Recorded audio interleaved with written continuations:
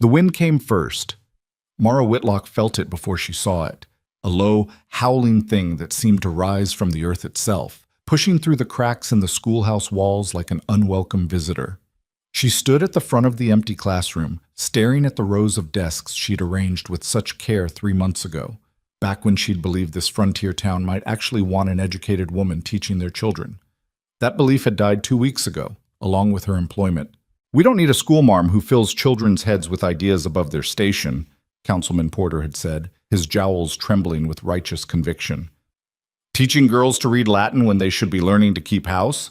Teaching boys poetry when they need to know how to work land? You've overstepped, Miss Whitlock." The fact that she'd only taught them basic grammar and arithmetic hadn't mattered. The fact that she'd worked without complaint for half the promised salary hadn't mattered either. What mattered, she'd learned too late, was that Councilman Porter's wife had taken offense to Mara correcting her son's atrocious penmanship in front of the other students. That kind of humiliation, no matter how deserved, demanded retribution in a town this small. So here she stood, watching snow begin to fall past the window in thick, heavy flakes that promised something worse than mere winter weather. The room still smelled of chalk dust and the pine soap she'd used to scrub the floors every Friday. She'd lived in the small quarters attached to the back of the schoolhouse, one room with a narrow bed, a washstand, and a stove that barely kept the cold at bay. It had been hers for exactly 93 days. Tomorrow morning, it would belong to the town again, and Mara would belong to the storm. She'd already sold everything she could spare. Her mother's silver mirror, gone. Her father's pocket watch, gone. The few good dresses she'd brought from Boston, gone to a shopkeeper's wife for a fraction of their worth. What remained fit into a single leather bag: 2 worn dresses, a coat that had seen better winters, 1 book of poetry she couldn't bear to part with, and 47 cents. 47 cents wouldn't buy passage on a stagecoach. It wouldn't rent a room for more than a single night. It wouldn't even buy enough food to last until the storm passed. The wind hit harder now, rattling the windows in their frames. Mara wrapped her arms around herself, trying to generate warmth that her threadbare shawl couldn't provide. She'd already approached every respectable family in town, offering to work as a governess, a housekeeper, even a cook despite her limited skills in that area. They'd all declined with various degrees of politeness. Some hadn't bothered with politeness at all. "I heard you were let go for being too bold," Mrs. Henderson had said, looking down her narrow nose. "I can't have that kind of influence around my daughters." Being too bold apparently meant expecting payment for work rendered and not tolerating a 13-year-old boy grabbing at her skirts. The frontier had different rules than Boston, and Mara had been too slow to learn them. The door burst open, bringing a gust of snow and frozen air that made Mara gasp. Sarah Kimball stumbled inside, her cheeks bright red above her wool scarf. Sarah ran the boarding house 3 streets over, one of the few women in town who'd shown Mara any genuine kindness. "Still here?" Sarah asked, shaking snow from her coat. "Mara, you need to leave, now. This isn't just winter weather. Old Tom says it's going to be the worst blizzard in 20 years, maybe worse." "Leave and go where?" Mara heard the edge in her own voice and tried to soften it. "I have nowhere, Sarah, you know that." Sarah's expression shifted from concern to something closer to pity, which was somehow worse. "The boarding house is full, every room. People from the outer settlements came in when they saw the weather turning. I'd put you up in my own quarters, but your husband already made his feelings clear about associating with a woman of my current reputation," Mara finished. She'd heard the whispers, seen the way decent women crossed the street to avoid her, failed teacher, dismissed for impropriety, too educated for her own good, probably had ideas above her station. Sarah had the grace to look ashamed. "He's not a bad man, just careful about who we're seen helping. The council odds." "I understand." Mara kept her voice level, refusing to let Sarah see how much it hurt. "Thank you for the warning about the storm. There might be—" Sarah hesitated, chewing her lower lip. "Look, I heard something, probably just talk, but Martha Greaves mentioned that Rowan Mercer came into town this morning, before the snow started." The name meant nothing to Mara. "Who?" "Mercer Ranch, about 15 miles northeast, out past the Canyon Road. He's a widower, runs cattle with his 2 boys. Lost his wife 3 years back to fever." Sarah lowered her voice as if sharing a secret. Martha said he was asking around town about hiring a housekeeper. Maybe more than that. Maybe someone who could help with the children. A governess position? Mara felt a flutter of something that might have been hope. Did Martha say, Buzzle? Not exactly a governess. Sarah's expression turned carefully neutral. More like, well, he was asking if there were any unmarried women looking for security. Practical arrangements, Martha called it. Said he's not interested in romance, just needs stability for his sons through the winter. The hope died before it could fully form. You're suggesting I go out into a blizzard to proposition a stranger about a marriage of convenience. I'm suggesting you have two choices. Sarah's voice dropped to barely above a whisper. Stay here and freeze to death when that stove runs out of wood, or take a chance on something that might keep you alive. Rowan Mercer isn't a bad man, Mara. He's hard the way the frontier makes men hard, but he's not cruel. And he's got resources. Land, cattle, a house that'll keep out the cold. I don't even know him. Neither did half the women who married on this frontier. You think my mother knew my father when she said yes? She was 17 just off the boat from Ireland, and he was 42 with a failing farm in Ohio. She married him because the alternative was starving in New York. Sarah gripped Mara's shoulders, her fingers digging in with urgent intensity. You're educated. You're strong. You could do worse than Rowan Mercer. The wind screamed against the building like something overnive and angry. Mara looked around the schoolhouse one more time. At the dreams she'd carried here from Boston, at the future she'd tried to build from nothing but determination and her father's belief that education could open any door. Her father had been wrong. Education had opened exactly nothing out here except opportunities to fail in new and humiliating ways. Where would I find him? The words came out before she'd fully decided to speak them. Sarah's face flooded with relief. Martha said he was staying at the hotel, waiting out the weather before heading back. Room 12. But Mara, you need to go now. In another hour, you won't be able to see 3 feet in front of your face. Next. The hotel was 4 blocks away, but it might as well have been 4 miles. Mara clutched her bag against her chest and bent into the wind, each step a negotiation with the snow that was already ankle-deep and rising. The temperature had dropped so fast she could feel the moisture freezing in her nose with each breath.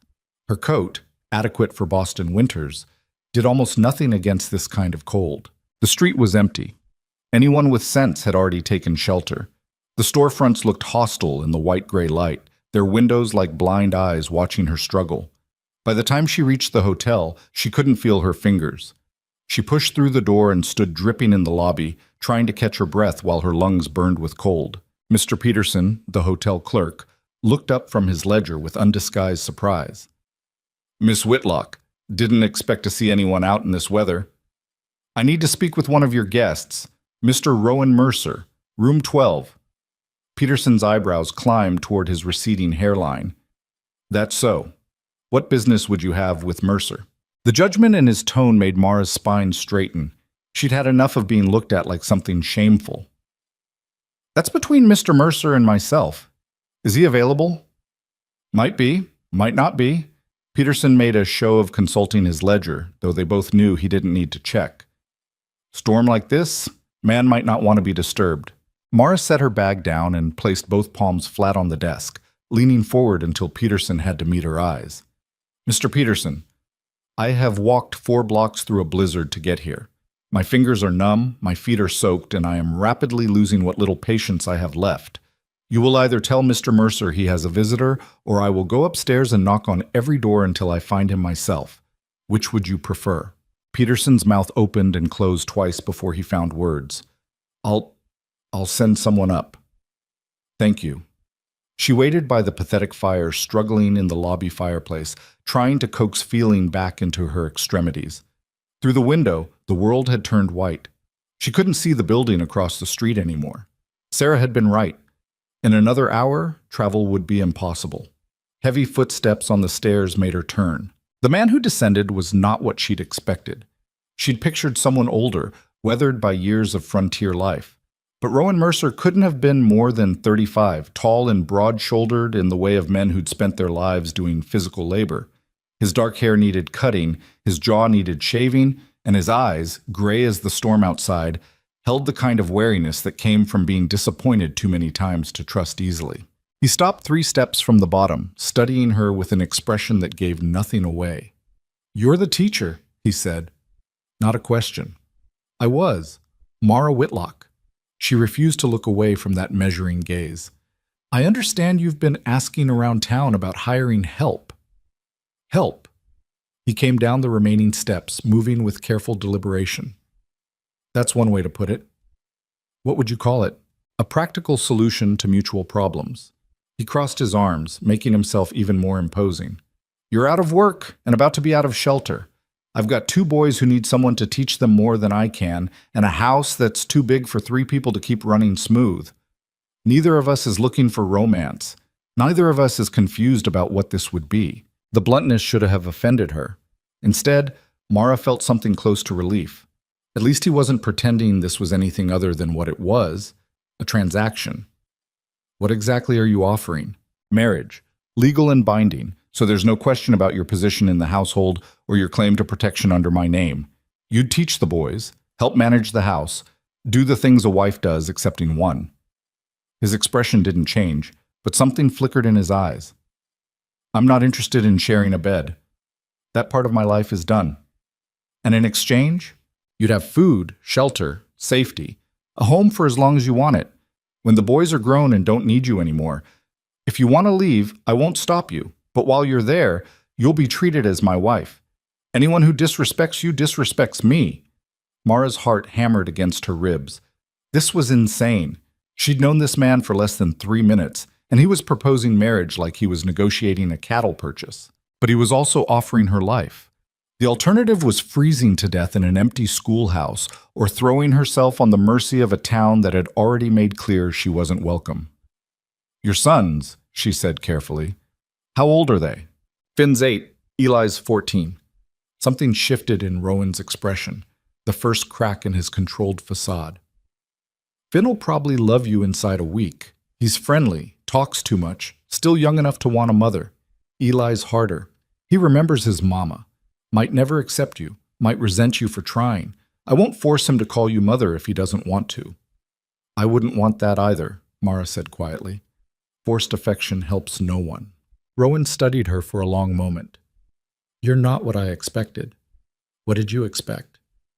"Someone desperate enough to agree to anything, someone who'd say whatever I wanted to hear." He uncrossed his arms, and for the first time his expression softened slightly. "You've got pride. That'll make this harder or easier, depending." "Depending on what?" "On whether you can swallow that pride enough to accept help when you need it, and whether I can respect it enough not to break it." He held out his hand. "Storm's getting worse. I need an answer now. Either you're coming with me, or you're not." Mara looked at his outstretched hand. It was calloused, scarred across the knuckles. The hand of someone who'd worked hard for everything he had. Her own hand looked pale and small when she raised it, the hand of someone who'd spent her life holding books instead of tools. Their eyes met. His were still wary, still guarded, but there was something else there too, a kind of tired honesty that said he'd been as beaten down by life as she had, in different ways. She'd come west looking for opportunity and found only closed doors. She'd believed education and determination would be enough. And she'd been wrong.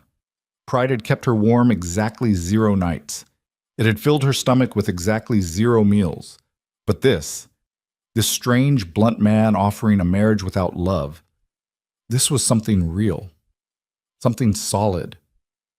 Mara placed her hand in his. "I'll come with you," she said. His fingers closed around hers, warm despite the cold. "We'll need to find a minister before we leave town. Can't have you riding 15 miles alone with me without making it legal first. People talk." "People are already talking." "Then let's give them something honest to talk about." He released her hand and turned toward the stairs. "Get your things. I'll arrange for the ceremony. We leave in an hour, whether the storm wants us to or not." Che. The minister was an old man named Reverend Cole, who smelled like pipe tobacco and seemed completely unsurprised by their request. Mara suspected he'd performed plenty of these practical frontier marriages, unions born from necessity rather than affection. "Do you take this man to be your lawfully wedded husband?" Reverend Cole asked, his voice thin but steady. The hotel room was small and cold. No flowers, no music, no guests. Just Mara in her worn traveling dress, Rowan in clothes that still held the smell of horses and leather, and Mr. Peterson reluctantly serving as witness because the Reverend insisted they needed one. Mara looked at Rowan. His expression was unreadable, but he met her eyes without flinching. "I do," she said. "Do you take this woman to be your lawfully wedded wife?" "I do." "Then by the power vested in me by the territory, I pronounce you man and wife." Reverend Cole closed his prayer book with a soft thump. "You may kiss the bride, though I suspect you'll be skipping that part." "Yeah," Rowan said. He pulled a few coins from his pocket and handed them to the Reverend. "Thank you for coming out in this weather." And just like that, Mara Whitlock became Mara Mercer. The ceremony had taken less than 10 minutes. She'd spent longer choosing a hat in Boston than she'd spent getting married. The thought should have been funny, but it landed in her chest like a stone. "Ready?" Rowan asked. She picked up her single bag, everything she owned in the world. Yes. The wagon waited outside, already loaded with supplies Rowan had purchased before the storm hit. 2 massive horses stood patient in their harnesses, snow gathering on their broad backs. Rowan had rigged a canvas cover over the wagon bed and piled it with blankets. "Get in the back," he said, not unkindly. "Stay under the blankets. It's going to be rough." Mara climbed into the wagon bed, her fingers so cold she could barely grip the wooden side. Rowan threw 2 more heavy blankets over her, then climbed onto the driver's seat. The wagon lurched forward. Within minutes, Mara understood what rough meant. The wind shrieked like something dying, driving snow so thick she couldn't see Rowan's back from where she huddled. The wagon rocked and jolted over frozen ground, and despite the blankets, cold seeped into her bones with relentless determination. She lost track of time. There was only the endless white, the screaming wind, and the bone-jarring movement of the wagon. Her teeth chattered so hard she bit her tongue twice. She pulled the blankets tighter and tried not to think about what would happen if they got lost, if the horses couldn't find their way, if Rowan froze to death on that exposed driver's seat. She'd married a stranger and put her life in his hands. If she died out here, no one would even know to mourn her. The thought should have terrified her. Instead, she felt oddly calm. She'd made her choice. For better or worse, she'd gambled everything on this rough man and his isolated ranch. All she could do now was see where that gamble led. The wagon tilted sharply, throwing her against the side. She bit back a cry and tried to brace herself, but the blankets made it impossible to find purchase. They were going downhill. She could feel it in the angle of the wagon bed. "Hold on!" Rowan's voice cut through the wind, barely audible. Mara grabbed the side of the wagon and held on with everything she had. The descent seemed to last forever. The horses whinnied in protest, and Rowan's voice rose above the storm, steady and commanding as he guided them through terrain Mara couldn't see. Her fingers ached from gripping the wood.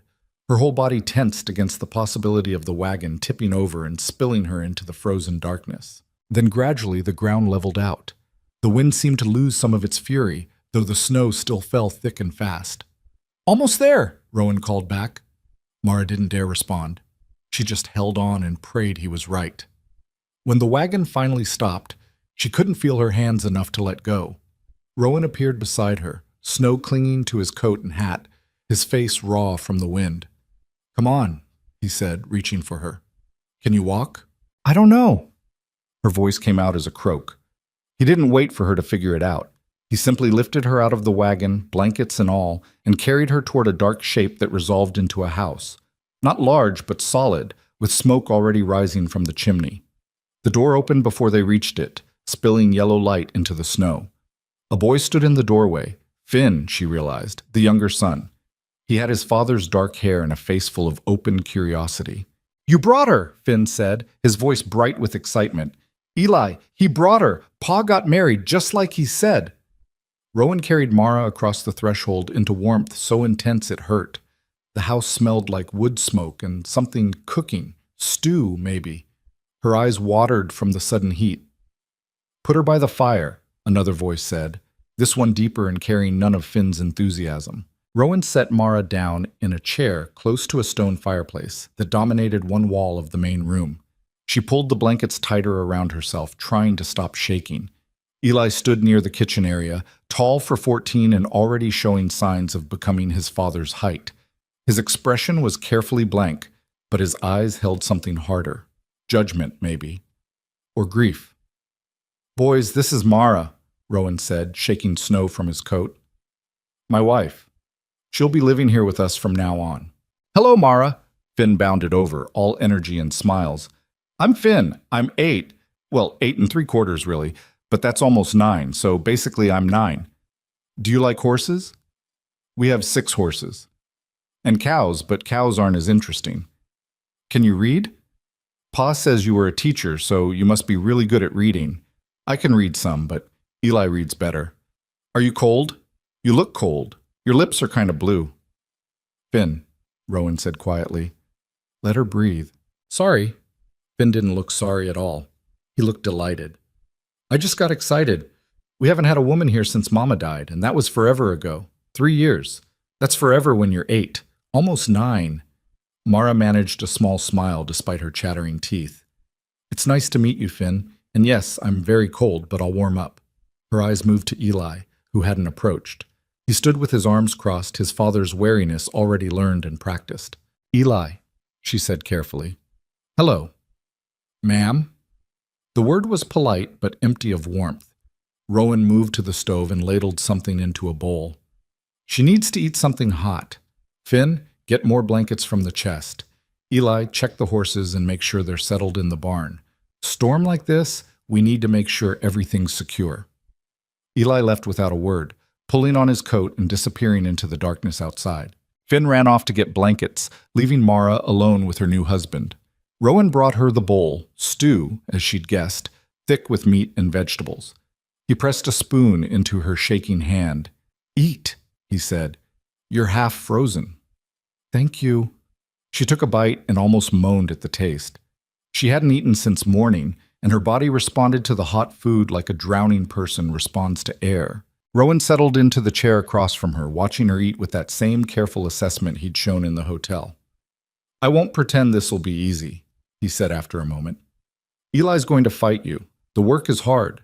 The winter is long, and we're isolated out here. Nearest neighbor is 5 miles away. You'll get lonely. You'll probably regret this choice at least once a week. Mara swallowed another spoonful of stew. Are you trying to scare me off already? No, I'm trying to be honest. He leaned back, his expression unreadable in the firelight. You said yes to this, but you didn't know what you were saying yes to. Now you're here, and you're stuck until spring at the earliest. I won't have you surprised by what that means. I appreciate honesty. Mara set the bowl down, her hands finally steady enough to hold things without dropping them. So let me be honest too. I was desperate. You're right about that. But desperation doesn't make me stupid or weak. I know what hard work is. I know what it means to be where you're not wanted. I've already lived through that in town, and I survived. I'll survive this too. Something shifted in Rowan's face, not quite a smile, but close. You've got steel in you. That's good. You'll need it. Finn returned with an armload of blankets so tall he could barely see over them. He dumped them beside Mara's chair with cheerful enthusiasm. These should help, he announced. They're the warm ones. Eli and I sleep with them when it gets really cold, and they're the best. Pa says you can have our room tonight since you're new, and we'll sleep out here by the fire. But tomorrow we'll fix up Mama's old sewing room for you, and then you'll have your own space, except it's really small, but Pa says that's fine, because you don't need much room just for sleeping, right? Finn, Rowan said, a note of warning in his voice. Right, sorry, I'm talking too much again. Eli always says I talk too much, but I'm just excited. We haven't had anyone new here in forever, and definitely not someone who's going to stay. This is like an adventure. Mara looked at this bright, open child and felt something crack in her chest. He was so eager for connection, so ready to fill the emptiness left by his mother's death with anyone who showed up. She reached out and touched his shoulder gently. I think we'll get along just fine, Finn. His smile could have lit the entire house. The door opened, bringing a gust of cold air, and Eli, who stamped snow from his boots and hung his coat by the door without looking at any of them. Horses are settled, he said to his father. Gave them extra feed. Storm's getting worse. Good work. Rowan stood. I need to check the cattle once more before we settle in for the night. Eli, you're with me. Finn, stay inside with Mara. Can I show her around? Finn asked eagerly. If she's warm enough to walk. Mara stood, the blankets falling away. Her legs were shaky, but they held. I'd like to see the house. Rowan studied her for a moment, then nodded. Don't tire her out, Finn. She's had a long day. He and Eli disappeared into the storm, leaving Mara alone with her enthusiastic young guide. Okay, Finn said, grabbing her hand with complete unself-consciousness. So this is the main room, which is where we do everything except sleep. That's the kitchen area over there. And Pa's really good at cooking stew, but that's basically all he can make. So we eat a lot of stew. Do you know how to cook other things? Because that would be amazing. And over here, he pulled her toward a hallway that led deeper into the house. There were 3 doors, 2 open, 1 closed. That's me and Eli's room, Finn said, pointing to the first open door. Mara caught a glimpse of 2 narrow beds and various scattered belongings. And that's Pa's room. And that one. He pointed to the closed door. That's the sewing room. Used to be Mama's. We don't really go in there much. I see. Mara looked at the closed door and understood what it represented. The space that held all of Rowan's grief, packed away but not forgotten. Pa says we'll clean it out for you tomorrow, Finn continued, oblivious to the weight of that statement. It's got a bed and everything, just really dusty. But once it's clean, it'll be nice. And it's right between our room and Pa's room, so you'll be close if we need you. Not that we'll need you in the middle of the night or anything, but it's good to know you're close, right? Right, Mara agreed softly. They returned to the main room and Finn continued his enthusiastic tour, pointing out where they kept dishes, where the washing tub lived, where extra firewood was stacked. He talked about the barn and the chickens and the cattle and the canyon and the creek that ran behind the property, words tumbling over each other in his eagerness to share everything at once. Mara let him talk, absorbing information where she could and simply enjoying his unbridled joy where she couldn't. This boy, at least, wanted her here. That was something. When Rowan and Eli returned, they brought more cold air and snow, but also a sense of completion. The animals were settled. The house was secure. The storm could rage all it wanted outside. They were safe within these walls. Rowan sent both boys to bed despite Finn's protests that he wasn't tired at all. Really, he could stay up for hours. Bed, Rowan repeated firmly. You can talk Mara's ear off tomorrow. Finn went, though not without giving Mara a conspiratorial grin that suggested he'd already claimed her as an ally against parental authority. Eli followed without a word, not even a good night. And then Mara was alone with her husband in the firelight. The silence stretched between them, not quite comfortable, not quite uncomfortable, just present, like the storm outside. You can take the boys' room tonight, Rowan said finally. I'll sleep out here. Tomorrow we'll work on the sewing room, get it set up proper for you. The boys will be displaced. They'll survive one night by the fire. They've done it before when we had sick animals that needed watching. He moved to the window, looking out at nothing but white darkness. I know this isn't what you imagined when you thought about getting married. I stopped imagining things when I left Boston, Mara said quietly. Imagination is a luxury I can't afford.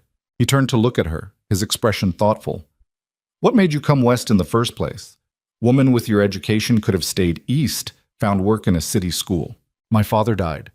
He was a professor, spent everything he had on my education. When he was gone, I had debts but no connections. The school board in Boston wouldn't hire me. Too young, too female, too unmarried. They suggested I consider marriage or missionary work. She smiled without humor.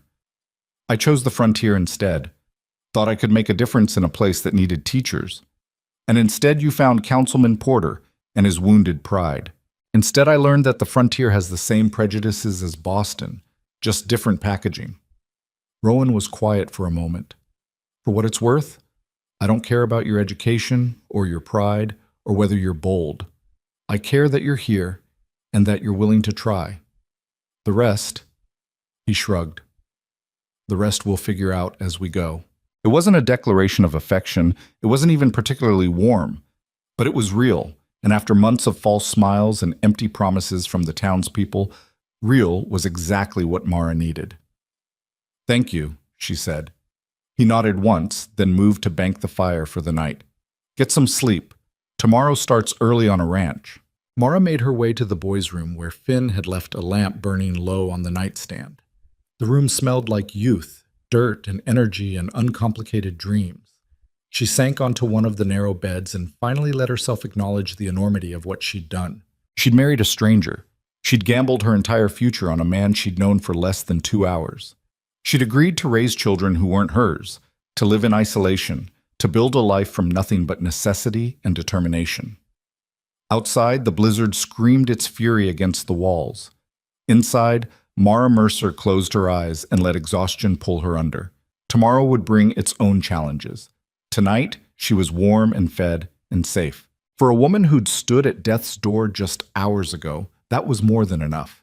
That was everything. Mara woke to the sound of someone chopping wood. The rhythm was steady, methodical. The bite of an axe into frozen timber, the crack and split, then silence before the next swing. She opened her eyes to unfamiliar walls, unfamiliar light, and the disorienting awareness that she was no longer in the schoolhouse, no longer alone, no longer the person she'd been yesterday. She was married, to a man she didn't know, living in a house 15 miles from anywhere.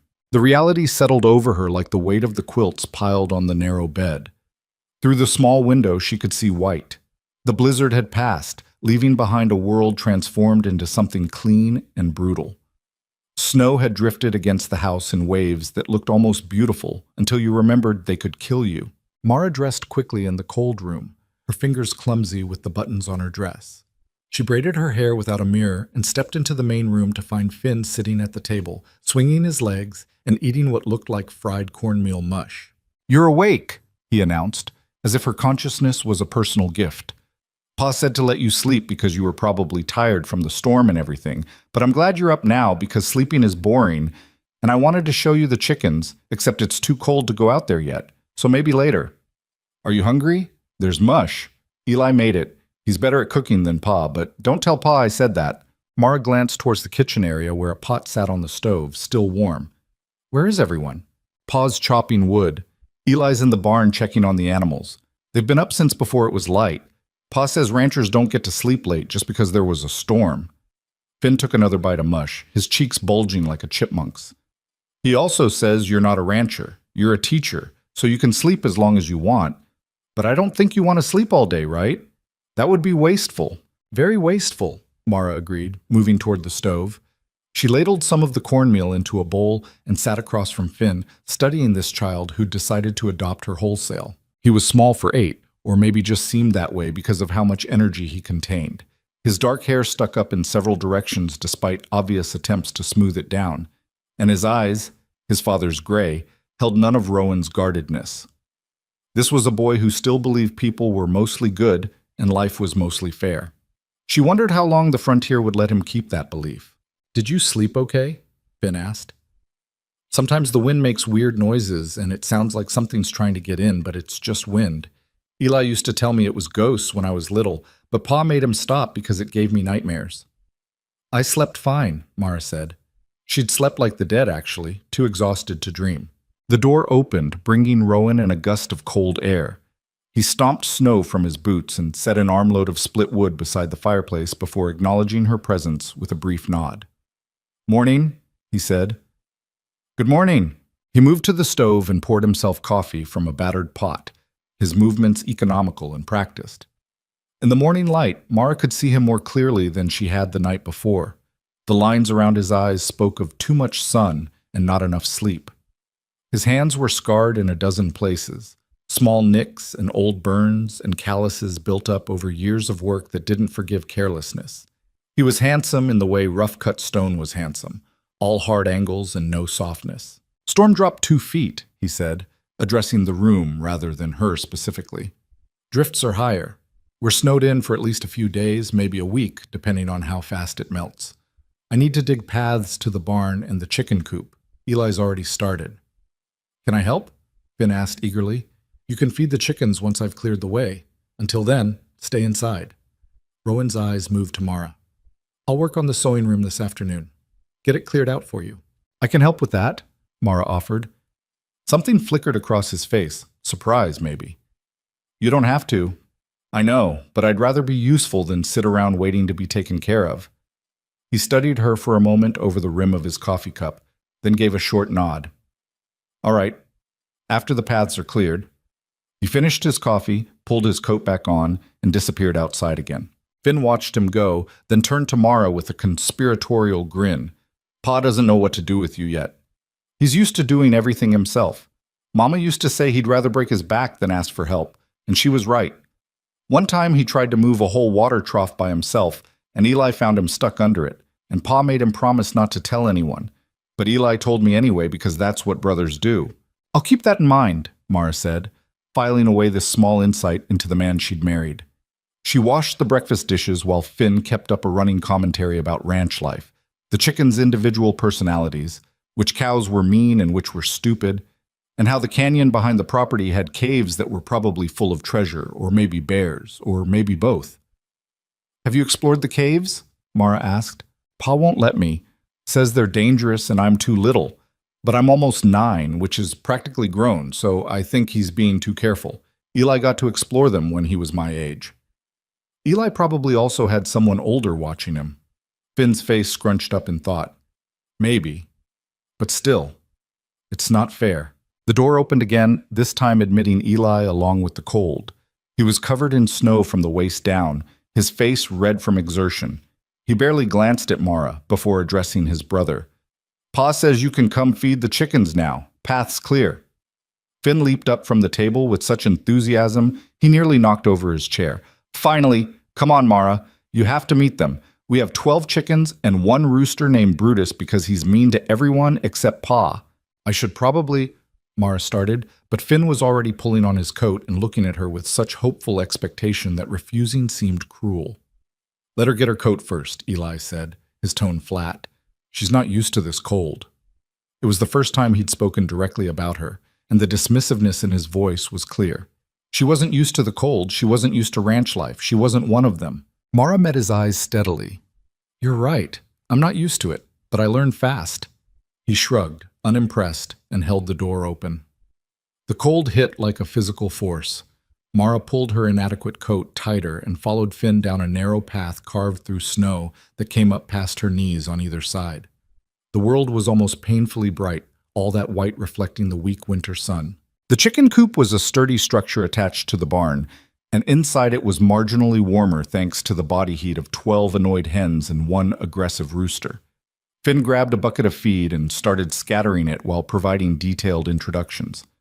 That's Henrietta, she's the oldest. And that's Beatrice. She's the best layer. And that one with the weird feathers is Mabel. And she's kind of stupid, but we keep her anyway because Mama liked her. Mara noticed the way Eli stiffened at the mention of their mother, his shoulders going rigid. They're lovely, Mara said carefully, watching a hen peck aggressively at the scattered corn. They're chickens, Eli muttered. They're not lovely. They're useful. Something can be both. He looked at her then. Really looked at her. And she saw the challenge in his eyes.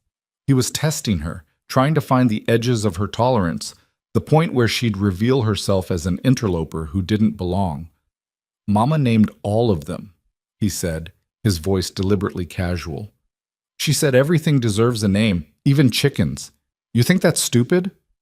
No, Mara said quietly. I think it's kind. Kindness isn't stupid. Didn't say it was kind. Said she thought things deserved names. Same thing in my experience. People who name things care about them. Caring is kindness. Eli's jaw tightened, and for a moment she thought he might argue. Instead, he turned and walked out of the coop without another word. Finn looked between the door and Mara, his earlier enthusiasm dampened. He's not always like that. It's all right. No, I mean, he is kind of always like that lately, but he used to be nicer. Before Mama died. He used to laugh more and play games and stuff. Now he's just...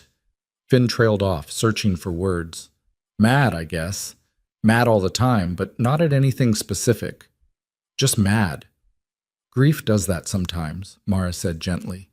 Makes people angry because anger is easier than sadness. Are you sad? About leaving town and marrying Pa and everything? The question caught her off guard with its directness.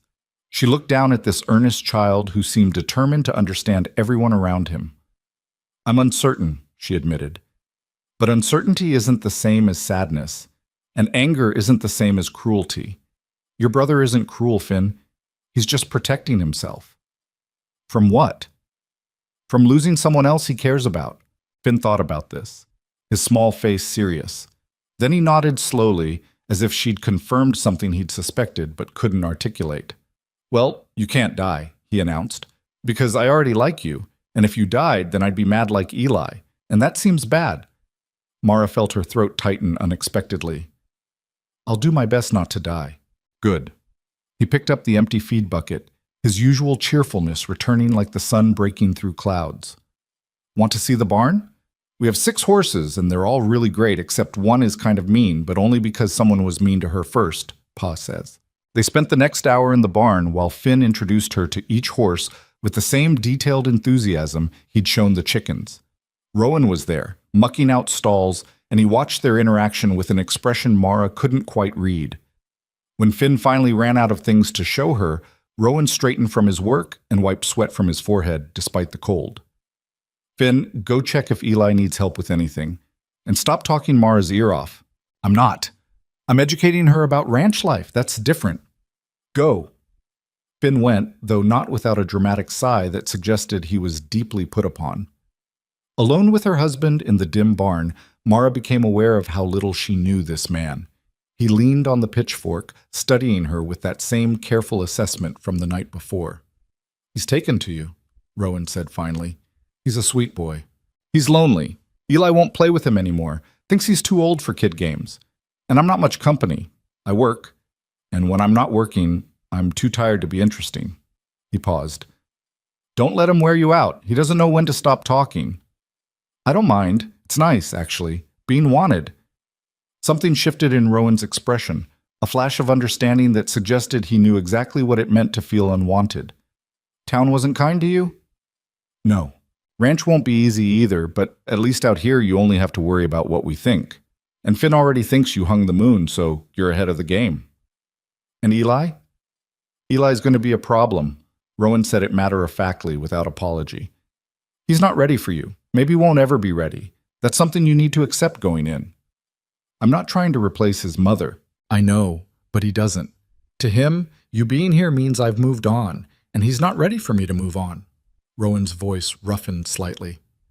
"She was everything to him, Catherine. She was patient and gentle and all the things I'm not. When she died, it broke something in him. He's been angry ever since, and I don't know how to fix it." It was the most personal thing he'd shared, and Mara understood the trust implicit in the admission. He was telling her this wasn't about her. It was about a 14-year-old boy trying to survive grief in a world that didn't give him space to feel it. "I won't push him," Mara said, "but I won't let him push me away either. There's a difference between giving someone space and letting them build walls so high they can't get out." Rowan's mouth curved in something that might have been a smile if it had reached his eyes. "You've got theories about grief. I've got experience with it. My father died 2 years ago. I know what it's like to be angry at the world for taking someone you needed." "And how'd you get past it?" "I didn't. I just learned to live around it." She met his eyes directly. "Some holes don't get filled. You just build new things around them." He held her gaze for a long moment, and in that moment, Mara felt something shift between them. Not affection. It was too soon for that. But recognition, maybe. The acknowledgement that they were both people who'd been broken by loss and were trying to function anyway. "We should work on the sewing room," Rowan said, breaking the moment. "Get you a proper place to sleep." The sewing room was worse than Mara had expected. Dust covered every surface in a thick gray layer, and the air smelled stale and closed off. A narrow bed sat against one wall, its mattress sagging. A small table and chair occupied the corner, and what must have been Catherine's sewing supplies still sat abandoned on the shelves. Spools of thread, fabric scraps, a pincushion shaped like a tomato. Rowan stood in the doorway, not entering. His face had gone carefully blank, but Mara could see the tension in his shoulders. "I can do this alone," she offered quietly. "No." The word came out harder than he probably intended. He softened it with effort. "No, I should help. It's been long enough. Time to clear it out." But he didn't move, and Mara understood that time didn't actually heal anything. It just put distance between you and the pain, and sometimes distance wasn't enough. "Why don't you bring me some water and rags?" she suggested. "I'll start with the dust. We can go through her things later when you're ready." The relief on his face was brief but genuine. "Yeah. All right. I'll get the water." He left, and Mara was alone in the ghost of Catherine Mercer's space. She moved slowly through the room, not quite touching anything, just observing. There was a sampler on the wall with a half-finished verse stitched in careful letters. A basket of mending sat beside the chair, waiting for hands that would never return. On the small table, a journal lay closed, its cover decorated with pressed flowers. Mara felt like an intruder. This woman had lived and loved and died, and now Mara was supposed to take her space, sleep in her bed, raise her children. The weight of it pressed down on her chest. Rowan returned with a bucket of water and several rags. He set them down just inside the door and started to leave, then stopped. "She would have liked you," he said, not looking at Mara. "Catherine, she would have appreciated that you're direct. She hated people who talked around things. I wish I could have known her." "Yeah, me too." He left before Mara could respond. She spent the next several hours cleaning. The physical work was familiar, almost meditative. Wipe down the surfaces, shake out the bedding, sweep the floor. With each completed task, the room transformed from a shrine to something more functional. Finn appeared periodically to check on her progress and offer unsolicited advice about where things should go. Eli didn't appear at all. By late afternoon, the room was clean. Sparse, but clean. Mara had left Catherine's sewing supplies on the shelves, unwilling to pack them away without Rowan's permission. The journal she'd placed in a drawer, tucked away but not discarded. She stood in the doorway looking at what would be her room and felt the strange dislocation of being neither guest nor true member of the household. She existed in some liminal space between the two, and she had no idea how to cross that threshold into belonging. "It looks different." Mara turned to find Eli standing behind her, his expression guarded. "I cleaned it," she said simply. "I can see that." He moved past her into the room, his eyes scanning the changes. His gaze landed on the sewing supplies, still arranged on the shelves, and something in his face tightened. "You keeping her stuff? I thought your father should decide what to do with it." "He won't decide. He'll just leave it there forever, because deciding means admitting she's not coming back." Eli's voice was flat, but Mara heard the pain underneath. "You should probably pack it up. Put it somewhere out of sight. That's what people do, right? Clear out the dead person's things and pretend they never existed? Is that what you think I'm trying to do?" "I don't know what you're trying to do. I don't know you." "You're right. You don't." Mara kept her voice even. "But I'm not trying to erase your mother. I'm trying to make a space where I can sleep without feeling like I'm desecrating something sacred." Eli's jaw worked, and for a moment she thought he might yell. Instead, he moved to the shelves and picked up a small pair of scissors, examining them with intense focus. "She used to let me sit in here while she worked," he said quietly. "When I was little, before Finn was born. She'd sew and I'd read, and sometimes she'd tell me stories about when she was a girl in Ohio. She had 6 sisters. Did Pa tell you that?" "No." "She missed them. All the time, I think. But she never said it because she didn't want Pa to feel bad about bringing her out here." He set the scissors down carefully. "She was good at not saying things that would hurt people. Not like me." "Being honest isn't the same as being cruel, Eli." "Isn't it?" He finally looked at her, and his eyes were so much older than 14. "You're here because Pa needed someone and you needed shelter. That's honest.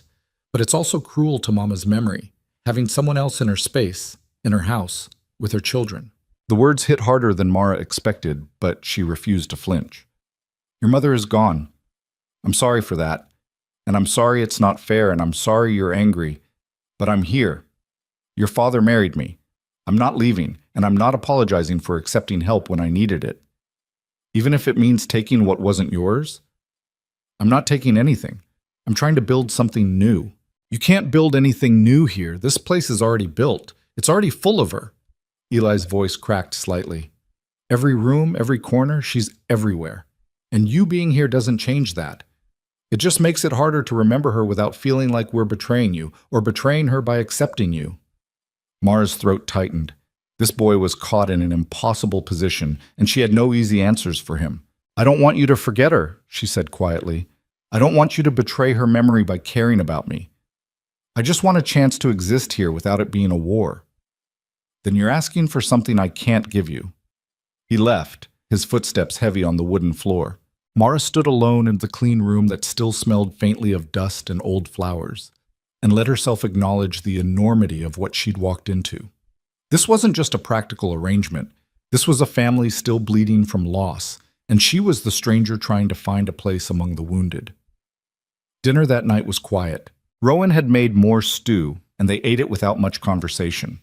Finn tried several times to start discussions about various ranch-related topics, but each attempt died in the heavy silence created by Eli's refusal to engage and Rowan's obvious exhaustion. After the dishes were cleared, Rowan sent the boys to bed despite Finn's protest that it was barely dark outside. "It's winter," Rowan said. "Dark comes early, and you've both got chores tomorrow that start at dawn whether you're tired or not." When they were gone, Rowan poured himself coffee and settled into the chair by the fire. Mara hesitated, unsure whether to join him or retreat to her newly cleaned room. "Sit," he said, not looking at her. "We should talk." She sat. For a long moment, Rowan just stared into the fire, his profile highlighted by the flickering light. He looked tired in a way that went deeper than physical exhaustion. "Eli talked to you," he said finally, "about his mother." "Yes." "He give you trouble?" "He was honest. There's a difference." Rowan's mouth curved slightly. "You say that a lot, about honesty." "Because it matters to me. I'd rather have painful truth than comfortable lies. Even when the truth is that my son resents you for existing?" "Even then." Mara folded her hands in her lap, choosing her words carefully. "He loved his mother. He's protecting her memory the only way he knows how. That's not wrong. It's not right either. You're my wife now. He needs to accept that." "Does he? Or does he need time to grieve without feeling like accepting me means losing her?" Rowan turned to look at her fully, his gray eyes sharp. "You've got opinions about how I should handle my son. I've got observations about grief. I'm not telling you what to do. I'm telling you what I see." "And what do you see?" "A boy who's terrified that if he lets himself care about me, it'll prove he didn't care enough about his mother. A father who's so busy trying to keep everyone fed and safe that he doesn't have time to acknowledge his own grief. And a younger son who's desperate for things to feel normal again, but doesn't know what normal looks like anymore." The silence that followed was heavy. Mara wondered if she'd pushed too far, been too direct, crossed some invisible line. Then Rowan laughed, a short, rough sound without much humor. "You've been here one day, and you've already got us all figured out." "I don't have anything figured out. I'm just paying attention." "Most people don't pay attention, I mean. They see what they want to see and ignore the rest." He took a long drink of coffee. "Catherine was like that too. Saw things I couldn't. People's feelings, what they needed even when they didn't say it. I'm not trying to be her." "I know. That's why I'm telling you." He set the cup down, his expression softening slightly. "I married you because I needed help and you needed safety. But I'm realizing there's a difference between needing someone in the house and needing someone who actually sees us. I didn't expect the second part." Mara didn't know what to say to that, so she said nothing. Rowan stood, moving to the window to look out at the darkness. "Storm's cleared. We'll probably have a few days of cold, then it'll warm up enough to make the roads passable again. When that happens, you'll start seeing the neighbors. They'll come around, curious about you, wanting to judge for themselves whether you're suitable. Let them judge. They won't be kind. They'll want to know why I married you so fast, why I didn't court you proper, whether you're after my land or my money. You don't have to defend me. Yeah, I do. You're my wife. That means what people say about you reflects on me and on the boys." He turned back to face her. "But it also means you get to defend yourself. If someone says something out of line, you don't have to smile and take it. That's not what I expect from you." "What do you expect from me?" "Honestly, I don't know yet. I thought I wanted someone quiet and grateful and easy, but I'm starting to think easy would bore me to death." The corner of his mouth lifted. "You're not easy." "No," Mara agreed. "I'm not." "Good. Easy doesn't survive out here anyway." He moved toward the hallway, pausing at the entrance. "Get some rest. Tomorrow I'll teach you how to handle the chickens without Finn's help, and we'll start working on lessons for the boys. You're still a teacher, even if the town didn't want you. My sons need education, and I need them to have more options than I did." "What options did you have?" "None. I was born on a ranch, I'll die on a ranch, and everything in between is just trying to keep the land from killing me or someone else from taking it." He said it without self-pity, just stating facts. "But Eli's smart. Finn's creative. They could do something else if they wanted. They should know enough to choose. I'll teach them everything I can. I know you will. He started down the hall, then stopped. Mara, thank you for coming here, for trying. I know it's not what you wanted. None of us got what we wanted, she said quietly. We just got what we could survive. He nodded once and disappeared into his room. Mara sat by the fire for a while longer, listening to the house settle around her. Somewhere in the back rooms, she could hear Finn talking to Eli in an animated whisper, probably recounting everything that had happened that day. Eli's responses were too quiet to hear, but he was responding, which meant Finn had worn down his defenses the way only a persistent younger brother could. Eventually, Mara made her way to the sewing room. Her room now, she supposed, though it didn't quite feel that way yet. She changed into her nightgown and climbed into the narrow bed, pulling the clean quilts up to her chin. The room was dark, except for the faint light from the moon reflecting off all that snow. It was quiet except for the familiar sounds of a house at night.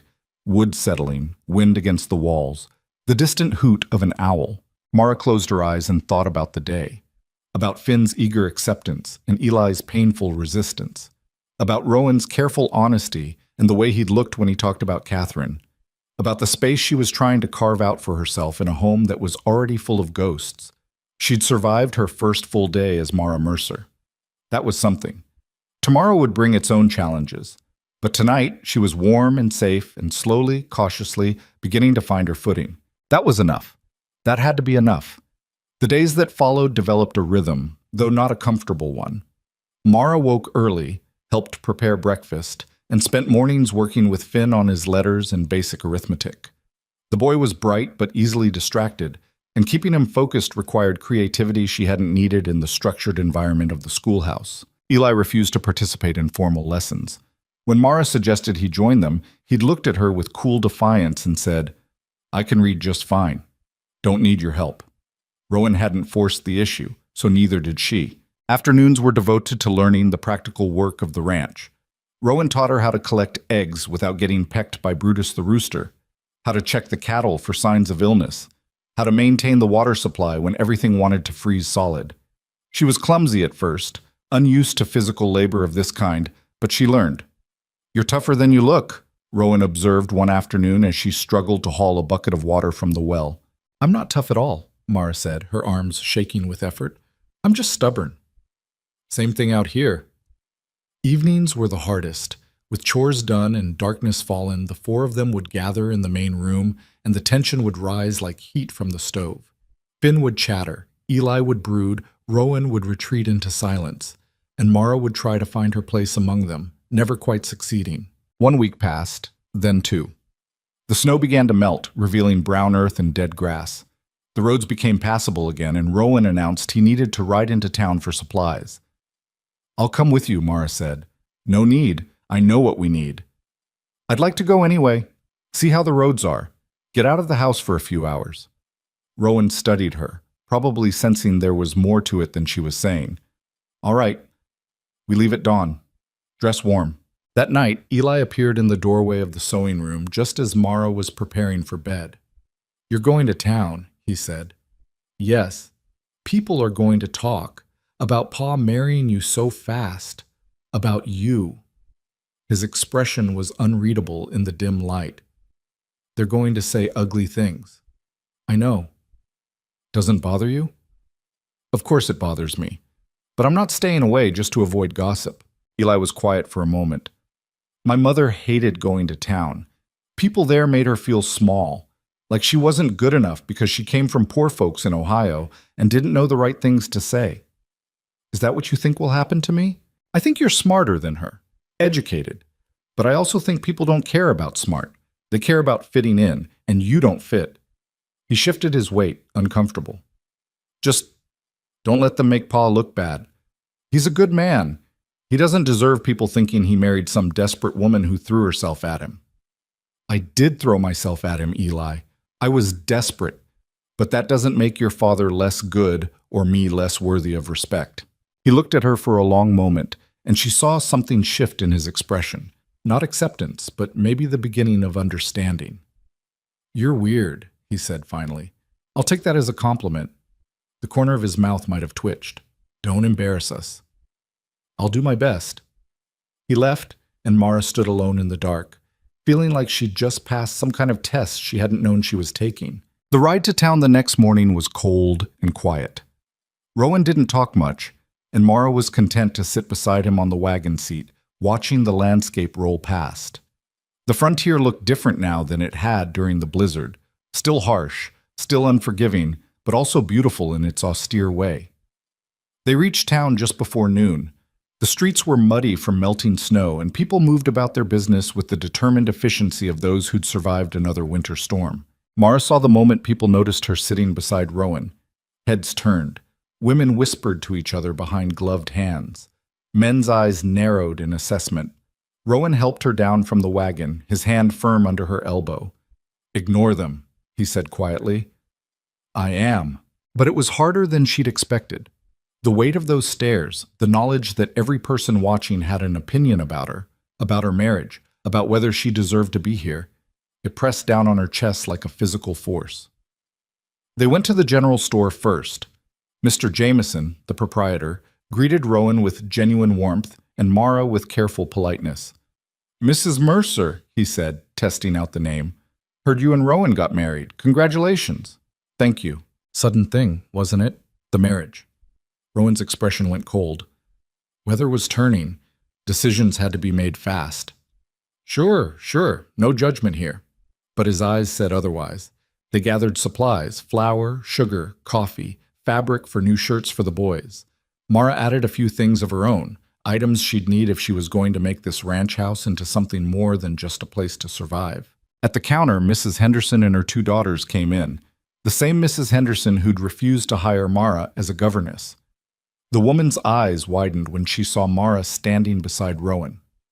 "Well," Mrs. Henderson said, her voice carrying across the store, "I heard the rumor, but I didn't quite believe it. You actually married him, Miss Whitlock." "Mrs. Mercer," Mara corrected quietly. "And yes, I did." "How practical of you." The word dripped with disdain. "I suppose we all do what we must to survive the winter." Rowan's jaw tightened, but before he could speak, Mara stepped forward. "Yes," she said calmly, "we do. I needed shelter and safety. Mr. Mercer needed help with his sons and his household. We made an arrangement that benefits us both. Is there something shameful about 2 adults making practical decisions?" Mrs. Henderson's face flushed. "There's nothing shameful about marriage, but there is something questionable about rushing into it with a man you barely know." "Then I suppose half the marriages on this frontier are questionable, since most of them started the same way." Mara kept her voice level, refusing to rise to the bait. "If you'll excuse us, we have supplies to purchase." She turned back to the counter, effectively dismissing Mrs. Henderson. Behind her, she heard the woman huff in indignation and march out of the store, her daughters trailing behind. Mr. Jameson looked impressed despite himself. "You've got spine, Mrs. Mercer. I'll give you that." "She's got more than spine," Rowan said, his voice carrying a note of pride that surprised Mara. "She's got sense. Now, you got our order ready, or are you going to stand there all day?" They finished their business and loaded the wagon. As they prepared to leave, Sarah Kimball appeared, hurrying across the muddy street. "Mara, Mrs. Mercer." Sarah's face was flushed with excitement and something like relief. "I heard you were in town. How are you? How's the ranch? Is everything all right?" "Everything's fine, Sarah. Thank you for asking. I was so worried about you riding out in that storm. I kept thinking, what if something happened? What if you froze to death? What if—" She stopped herself, glancing at Rowan. "I'm glad it worked out. Truly. It did." Mara reached out and squeezed Sarah's hand. "Thank you for telling me about the opportunity. You might have saved my life." Sarah's eyes shimmered with tears. "I just wanted you to have a chance. You deserved better than what this town gave you." "We should go," Rowan said, not unkindly. "Storm's coming in tonight, and we need to beat it home." The ride back was different than the ride in. Rowan was more relaxed, and after a few miles, he finally spoke. "You handled Mrs. Henderson well. Was I supposed to let her insult us both and say nothing?" "Most women would have. Catherine always did. She'd just smile and change the subject, let them say whatever they wanted." "I'm not Catherine. No, you're not. He was quiet for a moment. I think I'm starting to understand that's not a bad thing. It was the closest he'd come to a compliment, and Mara felt something warm unfold in her chest.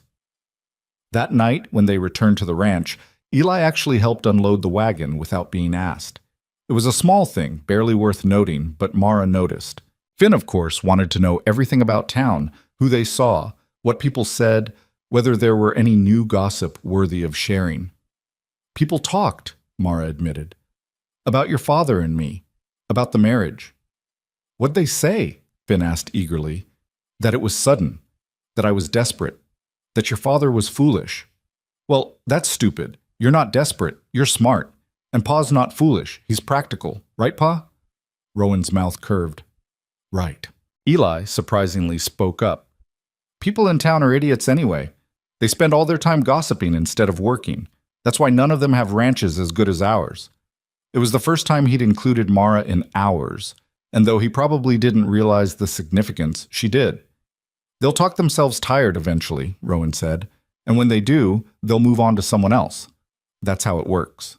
But he was wrong about that, because 3 days later, when Martha Greaves rode out to visit, ostensibly to bring a basket of preserves, but actually to inspect Mara for herself, she brought news that would change everything. There's been trouble, Martha said, settling herself at the table with the proprietary air of someone who'd earned her place through years of frontier survival. She was in her 60s, weathered and sharp-eyed, and she'd outlived 2 husbands and raised 7 children to adulthood. On the frontier, that made her something close to royalty. What kind of trouble? Rowan asked, his tone carefully neutral. Cattle disappearing. Started about 2 weeks ago, down at the Morrison place. They lost 15 head in one night, then the Weatherbys lost a dozen, then the Kincaids. Martha's eyes were bright with the importance of her news. People are saying it's rustlers. Rowan's expression went hard. Which people? Everyone. There's talk of organizing a search, maybe riding out to check the canyon territories where rustlers might be hiding stock before moving them. Talk is cheap. Action costs. Well, there's more than talk now. Yesterday, one of Morrison's ranch hands got beaten bad. They found him on the road, said he'd tried to follow the rustlers, and they caught him, broke his arm in 2 places. The room went cold. Finn's earlier chatter died, and even Eli looked concerned. The law coming? Rowan asked. Marshall's 3 days away if he comes at all. You know how it is. We're on our own out here until something gets bad enough to attract attention from the territorial office. Martha leaned forward. Rowan, you need to be careful.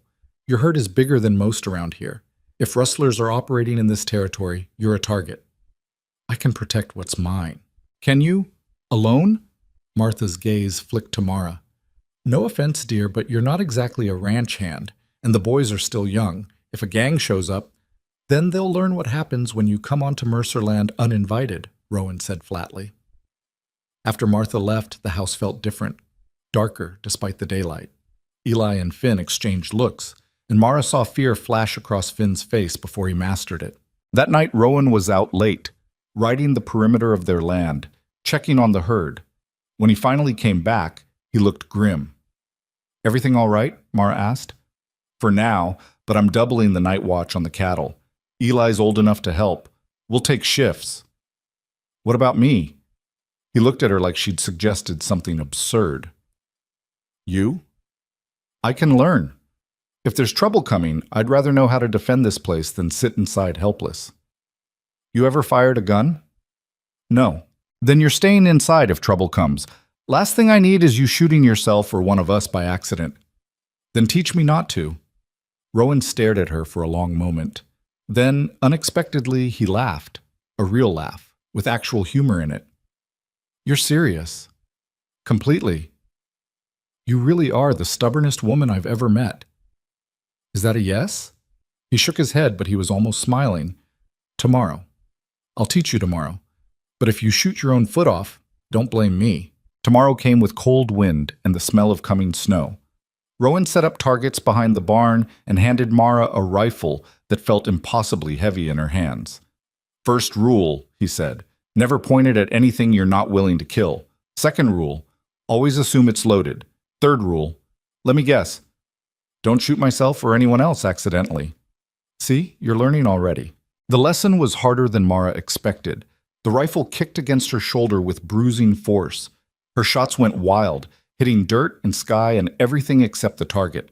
But Rowan was patient, adjusting her stance, her grip, her aim, until finally, she hit the edge of the target. Finn cheered. Eli, watching from the barn door, looked grudgingly impressed. Not bad, Rowan said. For a teacher. For anyone, Mara corrected. He grinned. Yeah, for anyone. But the moment of lightness didn't last. That night, the first of their cattle disappeared.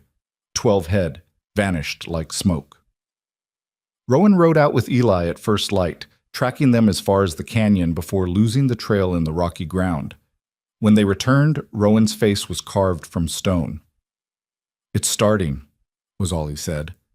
And Mara understood that the threats she'd been warned about weren't abstract anymore.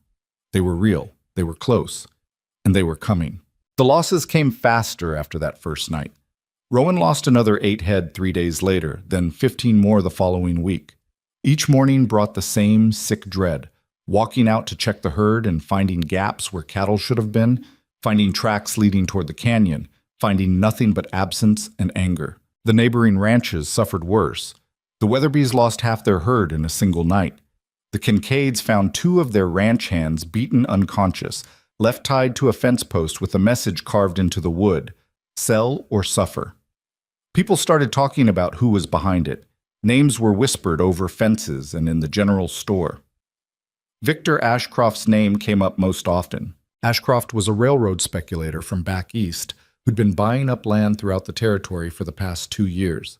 He had money, connections, and ambition that didn't stop at legal boundaries. People said he wanted to run a rail line through the canyon territory, which meant he needed the ranches that controlled access to those routes. Most ranchers had refused to sell. Their land wasn't worth much on paper, but it was theirs, bought with blood and sweat and years of backbreaking work. Selling meant giving up everything they'd built. Ashcroft apparently didn't take refusal well. He's behind this, Rowan said one night, cleaning his rifle at the kitchen table. Has to be. This isn't random rustling. It's organized, strategic. Someone's trying to break us so we'll sell cheap. Can you prove it? Mara asked. Proof doesn't matter out here. What matters is who has the most guns and the most men. He set the rifle aside, his expression dark. And Ashcroft has both. Eli leaned against the wall, arms crossed. He'd been riding night watch for 2 weeks straight, and exhaustion showed in the shadows under his eyes. We should organize with the other ranchers. Pool our men, take shifts watching each other's herds. Already suggested it. Morrison and Weatherby are interested. Kincaid's too scared. Says he's selling to Ashcroft before he loses everything. Rowan's jaw tightened. Can't say I blame him. Man's got 6 kids and a wife who's sickly. He can't afford to fight. What about us? Finn asked quietly from his spot by the fire. He'd been unusually subdued lately, his earlier cheerfulness dampened by the tension that filled the house. Can we afford to fight? Rowan looked at his youngest son for a long moment. We don't have a choice, Finn. This land is all we've got. We lose it. We lose everything. But if they hurt you, they won't. Rowan's voice was firm, absolute. I'm not letting anyone take what's ours. Mara watched this exchange and felt fear settle cold in her stomach. She'd seen Rowan angry before, seen him tired and frustrated and worn down by winter. But this was different. This was the face of a man preparing for war. That night she couldn't sleep. She lay in the narrow bed in the sewing room, listening to the house settle around her, and thought about what might be coming. Violence, blood, loss.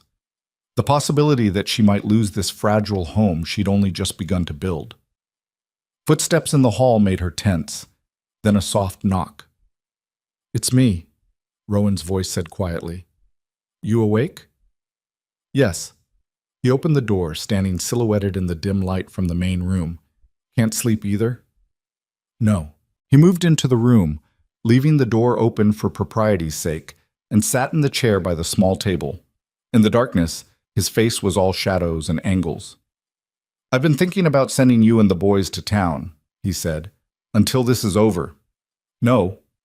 Mara, no, she repeated, sitting up. You said yourself this place is all you have. Well, it's all I have now, too. I'm not running.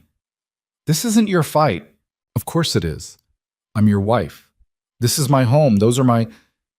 She stopped, the word catching in her throat. They're the boys I'm responsible for. If there's danger, I face it with you, not hide in town pretending I'm safe. You don't know what you're saying. If Ashcroft's men come here, then I'll do whatever needs doing. She met his eyes in the darkness. You taught me to shoot. Teach me the rest. How to defend this place. How to protect the boys if you're out with the herd. How to be useful instead of helpless.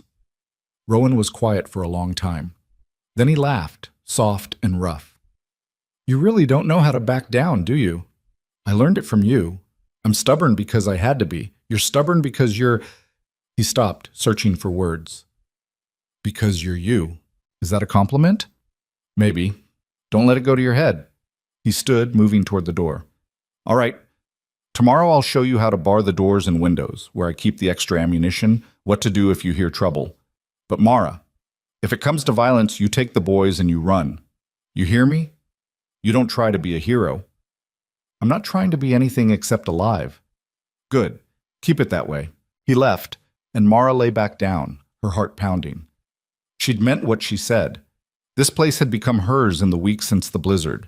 Not fully, not completely, but enough that the thought of losing it, of losing Rowan and the boys, and the fragile sense of belonging she'd started to build, was unbearable. The next week brought worse news. The Weatherby's barn burned to the ground, taking most of their winter feed with it. No one could prove arson, but the smell of kerosene hung in the air, and the message was clear: sell or lose everything piece by piece. Rowan came home from helping fight the fire, covered in soot and rage. They're escalating. It's not just rustling anymore. They're destroying property, trying to make it impossible for us to survive even if we keep our land. What are you going to do? Mara asked. Meet with Morrison and Weatherby tomorrow. Figure out a plan for protecting everyone's property simultaneously. We can't be everywhere at once, but maybe if we coordinate... He broke off, scrubbing a hand over his face. Maybe it'll be enough. But it wasn't enough. 2 nights later, Morrison's youngest son was run off the road by riders in the dark. The boy survived with a broken leg and cracked ribs, but the fear it created spread like wildfire through the ranching community. They were targeting children now. No one was safe. Rowan gathered the family that night and laid out new rules. No one left the ranch alone. No one went anywhere without telling him first. Eli and Finn were to stay within sight of the house at all times. Mara was to keep the rifle loaded and within reach. They're trying to scare us into submission, Rowan said, his voice hard. And it's working on some people, but not us. We're Mercers. We don't scare easy, and we don't run. Eli nodded, his young face set with determination. Finn tried to look brave and mostly succeeded, and Mara felt something shift inside her, a hardening of resolve, a clarity of purpose she hadn't felt since leaving Boston. She would protect this family, this home, whatever it took. The attack came 4 nights later, in the darkest hours before dawn. Mara woke to the sound of breaking glass. For a moment, she lay frozen, her mind struggling to separate dream from reality. Then she heard shouting, Rowan's voice raw with alarm, and the sharp crack of gunfire. She was out of bed and grabbing the rifle before conscious thought caught up with action. Her hands shook as she checked that it was loaded, but muscle memory from Rowan's lessons took over. Check the chamber. Release the safety. Move. The hallway was dark. She could hear Finn crying in the boys' room, could hear Eli's voice trying to calm him. Another shot rang out from the front of the house, and wood splintered. Mara's heart hammered so hard she thought it might break through her ribs. Stay in your room, Rowan shouted from somewhere in the darkness. Mara, keep the boys inside. She moved to the boys' door and pushed it open.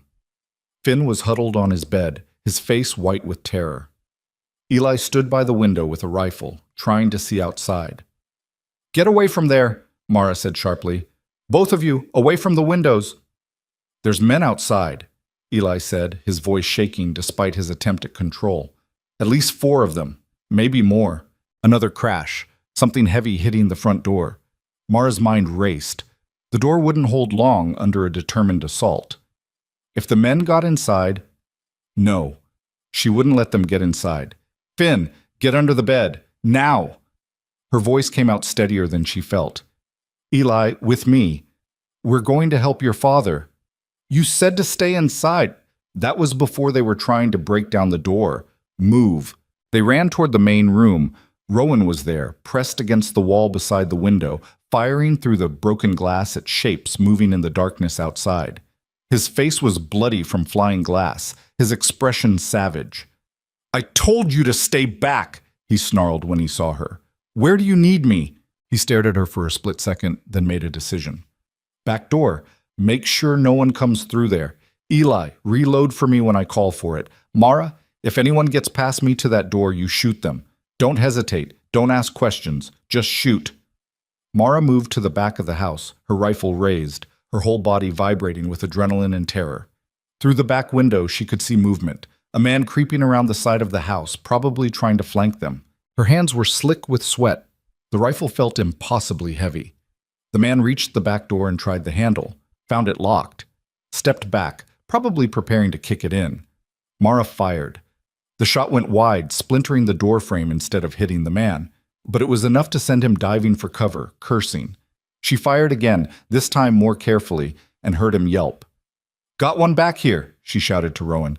Good. Keep them off that door. The next minutes were chaos. Gunfire, shouting, the acrid smell of powder smoke filling the house.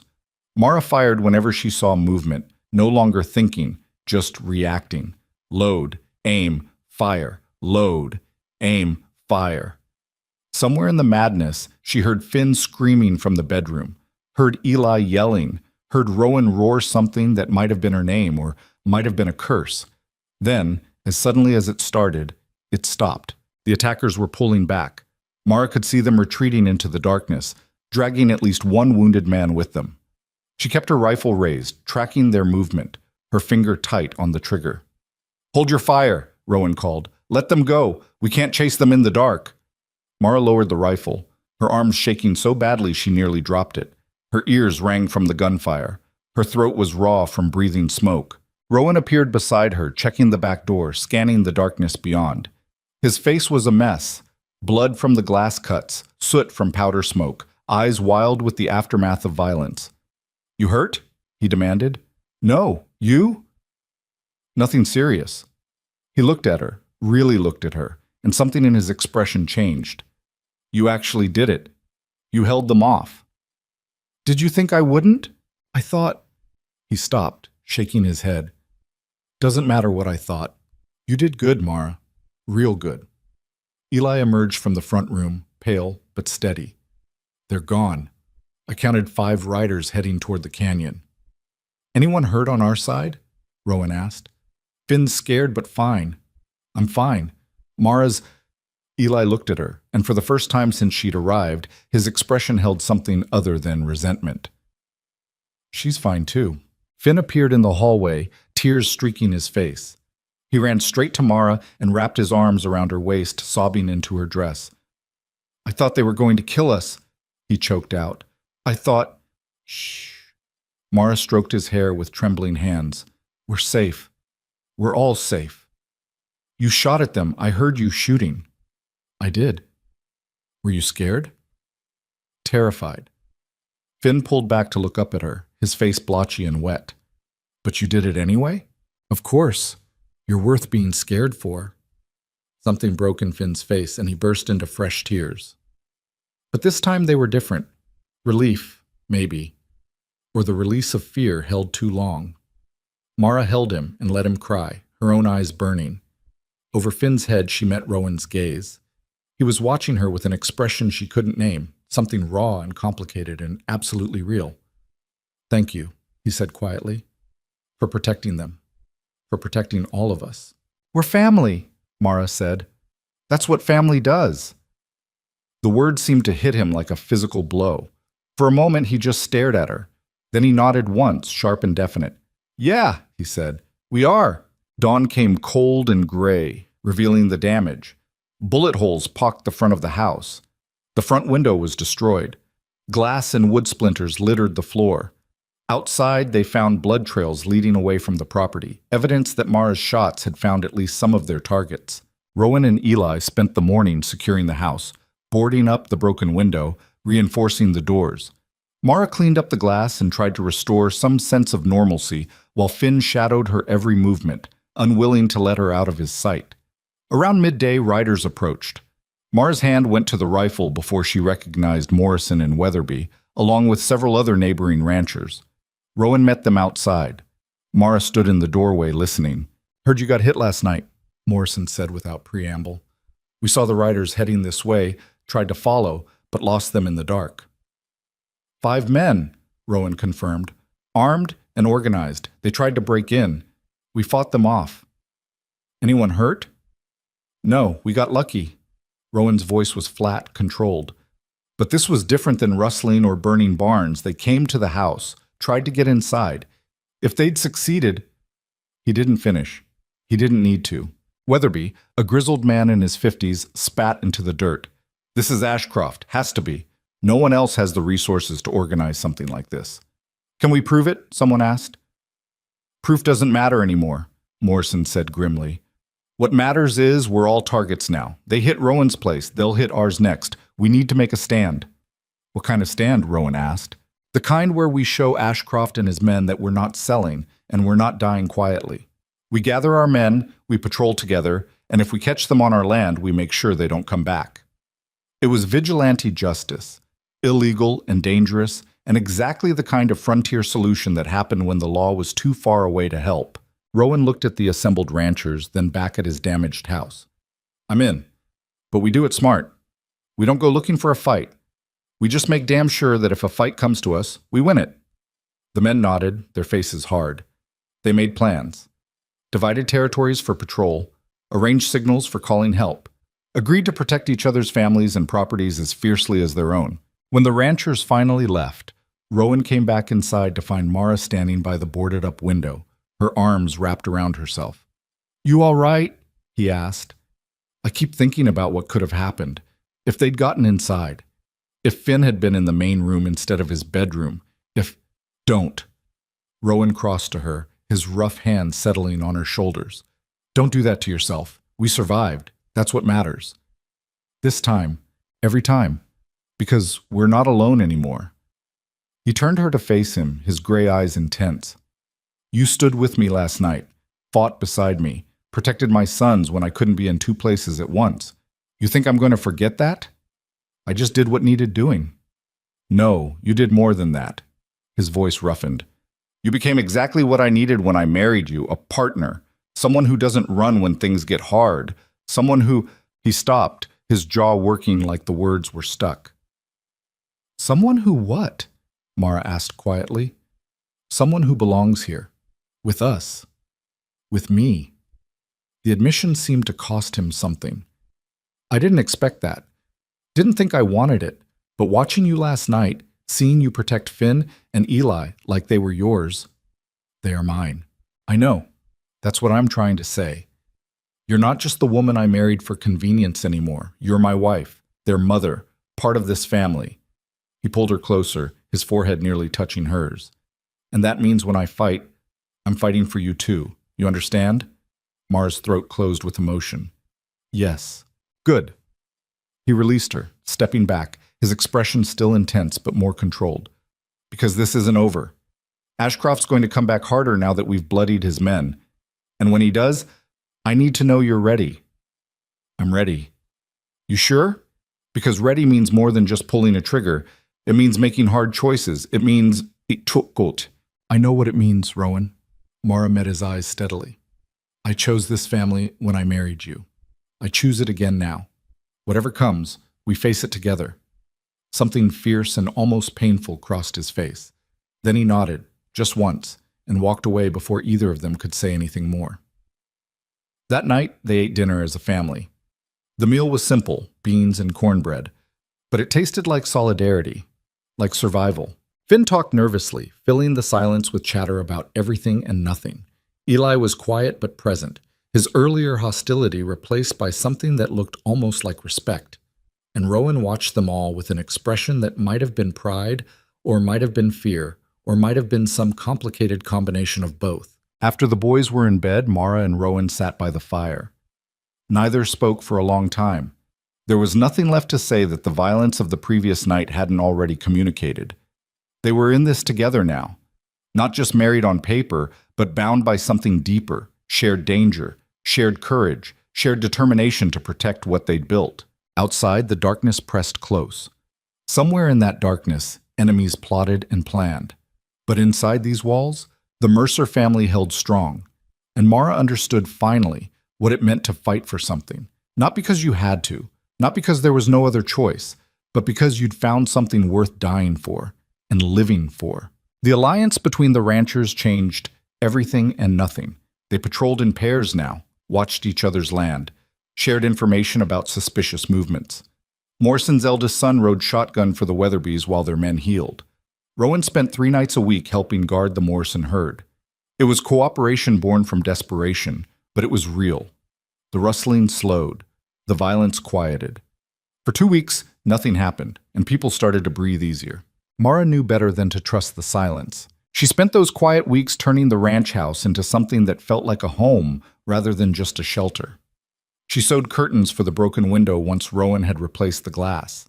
She taught Finn his letters every morning and convinced Eli to sit in on the lessons by pretending she needed his help, demonstrating more advanced concepts.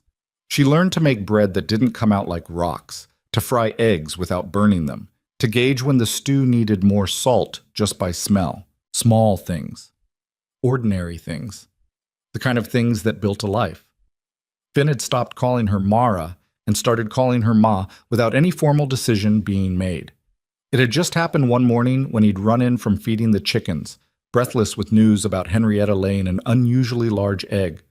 Ma, come see. It's huge. He'd frozen when he realized what he'd said, his face going red. But Mara had just smiled and followed him to see the egg, and after that, the name stuck. Eli still called her Mara, but he'd stopped looking at her like an intruder and started looking at her like a person. He asked her opinion about things, listened when she spoke. Once, when she'd struggled to lift a heavy pot from the stove, he'd simply taken it from her hands without comment and set it where it needed to go. Progress. Slow and imperfect, but real. And Rowan watched all of this with an expression that grew more complicated every day. He'd been different since the attack. More present, somehow. He still worked brutal hours, still carried the weight of protecting the ranch on his shoulders alone. But he talked more, sat with them at dinner instead of eating quickly and disappearing back outside. Asked Mara about her day like the answer actually mattered to him. One evening, 3 weeks after the attack, he found her sitting on the porch in the late light, mending one of Finn's shirts. He settled beside her without asking, close enough that their shoulders nearly touched. "You're good at this," he said, watching her needle move through the fabric. "Sewing? It's just practice." "No, I mean," he gestured vaguely at the house, the boys inside arguing about something trivial and unimportant. "All of it, being here, making this work. What else would I do? I live here. You could have left a dozen times by now. The weather's cleared, roads are passable. You could go back to town, find some other position, escape all this violence and uncertainty." Mara set down her mending and looked at him directly. "Is that what you want? For me to leave?" "No." The word came out hard and fast. "No, that's the opposite of what I want. That's what I'm trying to say and doing a terrible job of it." "Then say it plain." He was quiet for a long moment, his jaw working. Finally, he spoke. "When I married you, it was practical. A solution to problems we both had. I didn't expect to care about you beyond the basic respect any decent man shows his wife. I didn't expect to need you beyond the work you could do." Mara's heart started beating faster, but she kept her voice steady. "And now? Now I can't imagine this place without you in it. I can't imagine the boys without you teaching them and protecting them and making them better than they'd be otherwise. I can't imagine—" He stopped, his hands clenching into fists on his knees. "I can't imagine me without you. And that terrifies me." "Why?" "Because I already lost one person I loved. I watched Catherine die, and there wasn't a damn thing I could do to stop it. I held her hand and I watched her slip away, and it broke something in me that I didn't think would ever heal." His voice was rough with old pain. "I swore I wouldn't put myself through that again. Wouldn't let myself care that much about anyone. It hurt too much. But you have the boys. The boys are different. They're mine. I don't get a choice about loving them." He turned to look at her, his gray eyes intense in the fading light. You. I chose. And choosing you means choosing to risk that pain again. Means accepting that something could happen. Those men could come back. You could get sick. 1,000 different things could take you away. And I'd have to survive it. I don't know if I can. Mara felt her throat tighten. So what are you saying? I'm saying I'm in love with you. The words came out like a confession, like something he'd been fighting against and finally lost the battle. I don't know when it happened. Maybe when you stood in that hotel lobby and agreed to marry a stranger because you were brave enough to gamble on survival. Maybe when you held off armed men to protect my sons. Maybe it was 100 small moments in between. But it happened. And now I'm sitting here terrified because loving you means you have the power to destroy me. Mara couldn't breathe, couldn't think, could only stare at this hard-guarded man who'd just handed her his heart like a weapon she might use against him. Say something, Rowan said, his voice strained. Please. I love you too. The words spilled out, honest and unstoppable. I have for weeks, maybe longer. I didn't want to. I told myself this was just an arrangement, just survival, just making the best of a bad situation. But then you taught me to shoot and trusted me to protect what matters to you and looked at me like I was more than just the desperate woman you took pity on. And I fell in love with you even though it was the most impractical, inconvenient thing I could possibly do. Rowan's expression cracked open, revealing something raw and vulnerable beneath the hard exterior he showed the world. Impractical? Completely. You're stubborn and closed off, and you work too hard, and you never ask for help even when you need it. You're not exactly easy either. You're stubborn as hell, and you never back down from anything, and you have opinions about everything. Are we fighting or confessing love here? Both? A smile tugged at his mouth, transforming his face. Seems like that's what we do. Mara laughed, the sound surprising her. I suppose it is. Rowan reached out slowly, giving her time to pull away. When she didn't, his rough hand cupped her face with unexpected gentleness. I'm not good at this. The romantic stuff. Catherine used to say I had the emotional range of a fence post. I don't need romance, I just need honesty. Then honestly, his thumb brushed her cheekbone, his touch making her shiver. I want this to be real. Not just a practical arrangement anymore. I want you as my wife in every way, not just on paper. I want to build a life with you, not just survive beside you. And I want... He stopped, his eyes searching hers. What? Mara whispered. I want to kiss you. Have wanted to for weeks. But I need to know you want it too. Mara's answer was to lean forward and close the distance between them. The kiss was nothing like the romances she'd read as a girl. It wasn't smooth or practiced or perfect. It was hesitant at first, then fierce, then tender. It tasted like coffee and uncertainty and the beginning of something neither of them had planned but both of them needed. When they finally pulled apart, both breathing hard, Rowan rested his forehead against hers.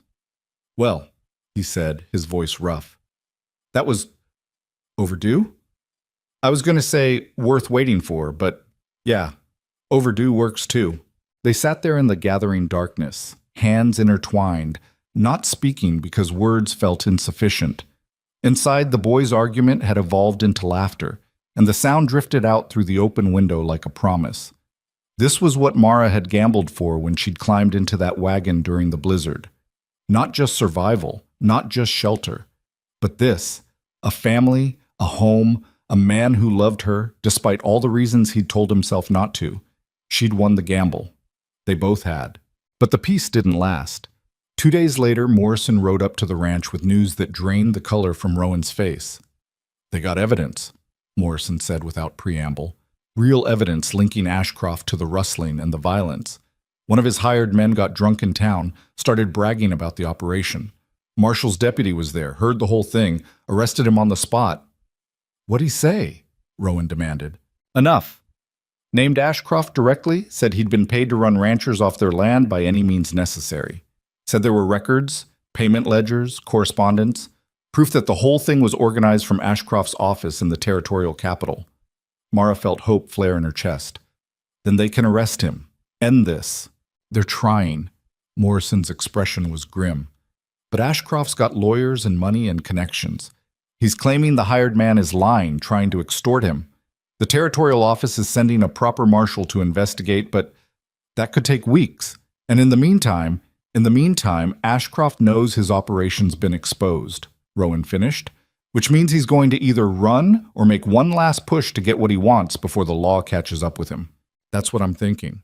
Weatherby's convinced Ashcroft will cut his losses and disappear. But I don't buy it. Man like that, with that much pride, he's going to come at us hard one more time, try to break us before he has to give up the whole scheme. Rowan's jaw tightened.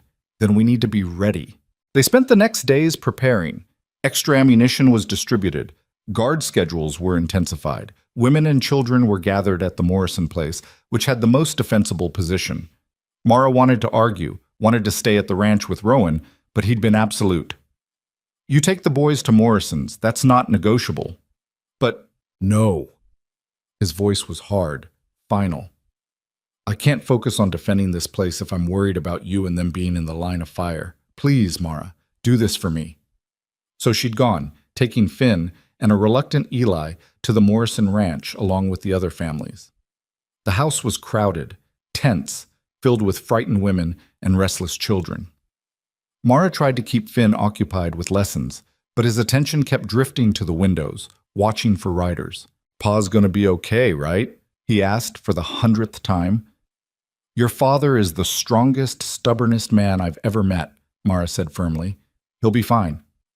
You promise? She couldn't promise that, but she looked into Finn's scared face and lied anyway. I promise. Eli, standing nearby, met her eyes. He knew it was a lie, but he nodded slightly, accepting that some lies were necessary. 3 days passed in agonizing slowness. Then, on the 4th day, riders appeared on the horizon. Not Ashcroft's men. The ranchers, returning. Mara counted them frantically, her heart in her throat. Morrison, Weatherby, Collins, Jackson. And there was Rowan, riding at the front, whole and alive. She was running before she made the conscious decision to move, Finn right behind her. Rowan dismounted and caught her as she crashed into him, his arms closing around her with bruising strength. You're all right, she gasped. You're all right. Yeah, we're all right. He pulled back enough to look at her, his face exhausted but triumphant. It's over, Mara. It's done. What happened? Morrison joined them, grinning despite his obvious exhaustion. Marshall showed up 2 days ago, came with federal authority and a warrant for Ashcroft's arrest. Turns out our drunk hired man wasn't the only one who talked. 3 more of Ashcroft's men turned on him once they realized they were facing prison time. The evidence was overwhelming. They arrested him? Mara asked. Yesterday morning. Him and 4 of his top men. Seized all his records, found everything, payment ledgers, written orders for the rustling and violence, correspondence with corrupt officials he'd been bribing. Rowan's expression was savage with satisfaction. He's going to prison. Real prison, not some frontier jail he can buy his way out of. Federal charges for conspiracy, extortion, assault. He's finished. Finn cheered and the other children took up the cry. The adults were more subdued, but relief was palpable. Women cried. Men clapped each other on the shoulders. The siege was over. That night, back at their own ranch, the 4 of them sat around the dinner table in exhausted peace. Rowan had barely touched his food, too tired to eat despite Mara's urging. Eli kept nodding off in his chair. Finn was practically vibrating with relief and residual fear. Can we sleep in our own beds tonight? Finn asked. I miss my bed. Yeah, Rowan said. We all sleep in our own beds tonight, and tomorrow we start putting this place back together. After the boys were asleep, Mara found Rowan on the porch, staring out at the darkness that no longer held threats. You should rest, she said softly. I will. Just needed a minute to believe it's really over. He reached for her hand without looking, intertwining their fingers. When Morrison first told us about Ashcroft, part of me thought this was how I'd lose everything. The land, the boys, you. Thought maybe I'd built something good just in time to have it destroyed. But you didn't lose it. No, we didn't lose it. He looked at her finally, his eyes reflecting the moonlight. We fought for it together. You, me, the boys, the neighbors. We stood our ground, and we won. Does it feel real yet? Not quite. Ask me again in a week. He tugged her closer, wrapping an arm around her waist. But I'll tell you what does feel real. This, us, the fact that I get to keep you. Mara leaned into him, breathing in the scent of horses and leather and hard work. You were always going to keep me. I'm not easy to get rid of. Good, because I'm not letting you go, ever. They stood there in the quiet, holding each other, letting the peace seep into bones that had been braced for violence for too long. Inside, the house was warm and safe. The boys slept soundly, no longer afraid of men breaking through the doors. The cattle were secure in the pasture. The land was theirs, free and clear, with no one trying to take it. And Mara Mercer, who'd once had nothing but pride and 47 cents, now had everything that mattered. The next weeks brought a cascade of changes. With Ashcroft's arrest, his land buying scheme collapsed. The railroad company disavowed any connection to his methods and offered fair prices to ranchers who wanted to sell access rights. Most refused on principle, but a few took the money and used it to expand their operations. Rowan was offered a substantial sum for a narrow corridor through his land. He negotiated hard, got twice the initial offer, and used the money to buy more cattle and hire 2 ranch hands to help with the work. I'm not getting any younger, he told Mara, and I'm tired of doing everything myself. Time to build something sustainable. The hired hands were young men from town, grateful for steady work. They bunked in the barn and ate meals at the house, and Mara found herself cooking for 6 instead of 4. She didn't mind. The house felt alive in a way it hadn't before, full of voices and laughter and the simple bustle of daily life. Eli thrived with the extra help. He worked alongside the ranch hands, learning advanced skills Rowan hadn't had time to teach him. The anger that had defined him since his mother's death began to ease, replaced by the quiet confidence of a young man finding his place in the world. One evening, he approached Mara while she was washing dishes. I need to tell you something, he said, his voice uncertain. Mara dried her hands and gave him her full attention. All right, I was wrong about you. The words came out stiff, clearly difficult for him. When you first came here, I thought you were replacing Mama.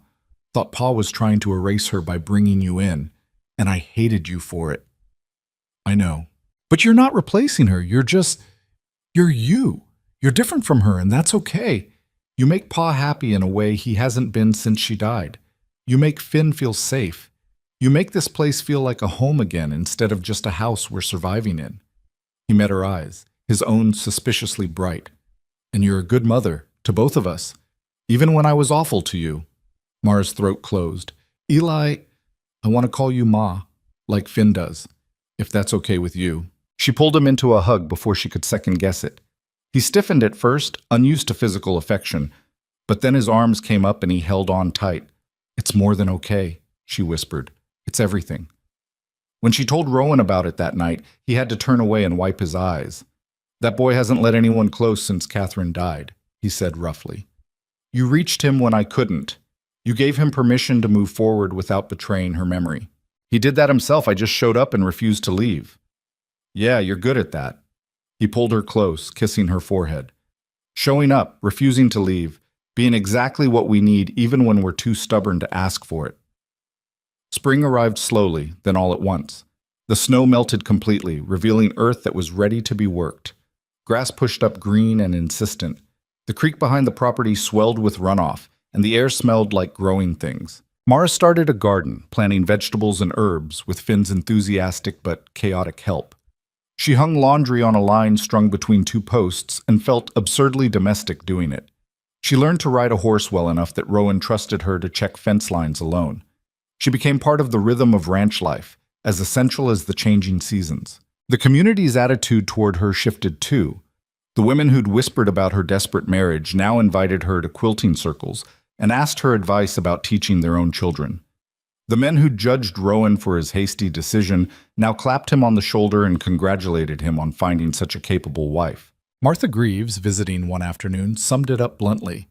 I'll admit I had my doubts about you, Mara Mercer. Thought you were some city girl who'd break the first time things got hard. I was wrong. You're frontier through and through now. It was the highest compliment Martha knew how to give. One evening in late spring, Rowan came in from checking the cattle with an odd expression on his face. He found Mara in the kitchen, rolling out dough for biscuits, and cleared his throat. I've been thinking about something, he said. That's usually dangerous. He smiled briefly, then sobered. We got married in a hotel room with a board minister and a witness who was there under protest. No family, no celebration, nothing to mark it as important. It was important. We're here, aren't we? Yeah, but... He moved closer, his hands coming to rest on her waist, leaving flower handprints on her apron. I want to do it again, properly this time, with the boys there and the neighbors and anyone else who wants to witness it. I want to marry you in front of everyone and make damn sure they know I chose you, that we chose each other. Mara stared at him. You want a second wedding? I want to marry you the way you deserve to be married the first time. Not out of desperation, but out of love. Not hiding from a storm, but celebrating what we built together. His eyes were intense, hopeful. Will you marry me again, Mara?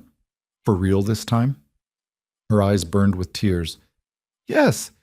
Yes, of course, yes. He kissed her then, flower dust and all, with a tenderness that made her heart ache. They planned it for a month out, giving people time to prepare. Word spread fast, and neighbors offered help. Martha Greaves volunteered to organize the food.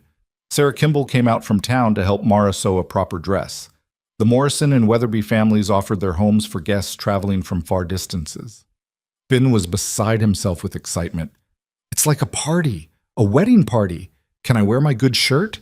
Can we have cake? Are there going to be games? Even Eli seemed pleased, though he tried to hide it. Seems silly, getting married when you're already married, but I guess if it makes you both happy. It does, Mara assured him. The day arrived warm and clear, the sky, that impossible blue that only existed in frontier country. They held the ceremony outside on the land they'd fought for, with the house standing solid behind them and the mountains rising in the distance. Mara wore a simple dress in deep blue, the color of summer dusk. Sarah had helped her weave wildflowers into her hair, and she felt beautiful in a way she never had before. Not because of fine clothes or elaborate styling, but because she knew she was loved. Rowan stood waiting for her in clothes she'd rarely seen him wear, clean and pressed, his hair actually combed, his face shaved smooth. But his eyes held the same intensity they always did when he looked at her, the same fierce devotion that had grown from practical arrangement into something unshakable. Eli and Finn stood beside their father as witnesses.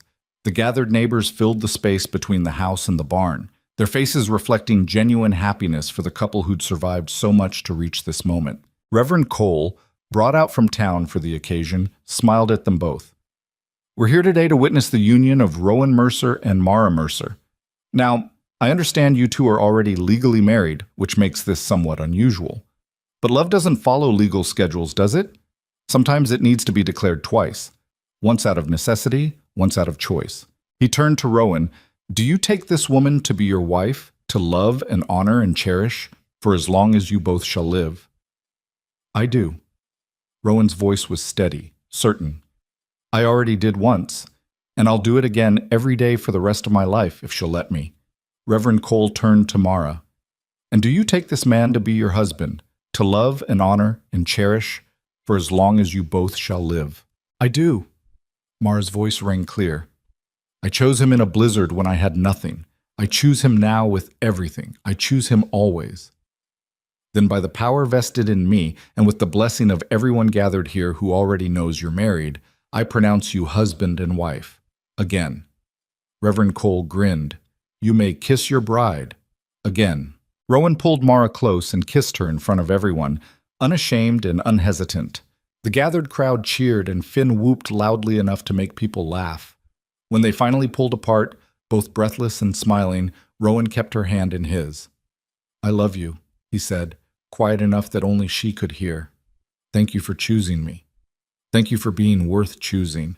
The celebration afterward was loud and joyful, and everything a frontier wedding should be. There was food and music and dancing, with Finn dragging Mara onto the makeshift dance floor and Eli grudgingly agreeing to dance with Sarah Kimball's daughter. Rowan held Mara close during a slow dance and whispered promises in her ear that made her blush. As the sun set, painting the sky in shades of gold and crimson, Mara stood beside her husband and looked at everything they'd built. The ranch house, solid and welcoming. The land, stretching out in all directions, free and clear. The boys, laughing with their friends.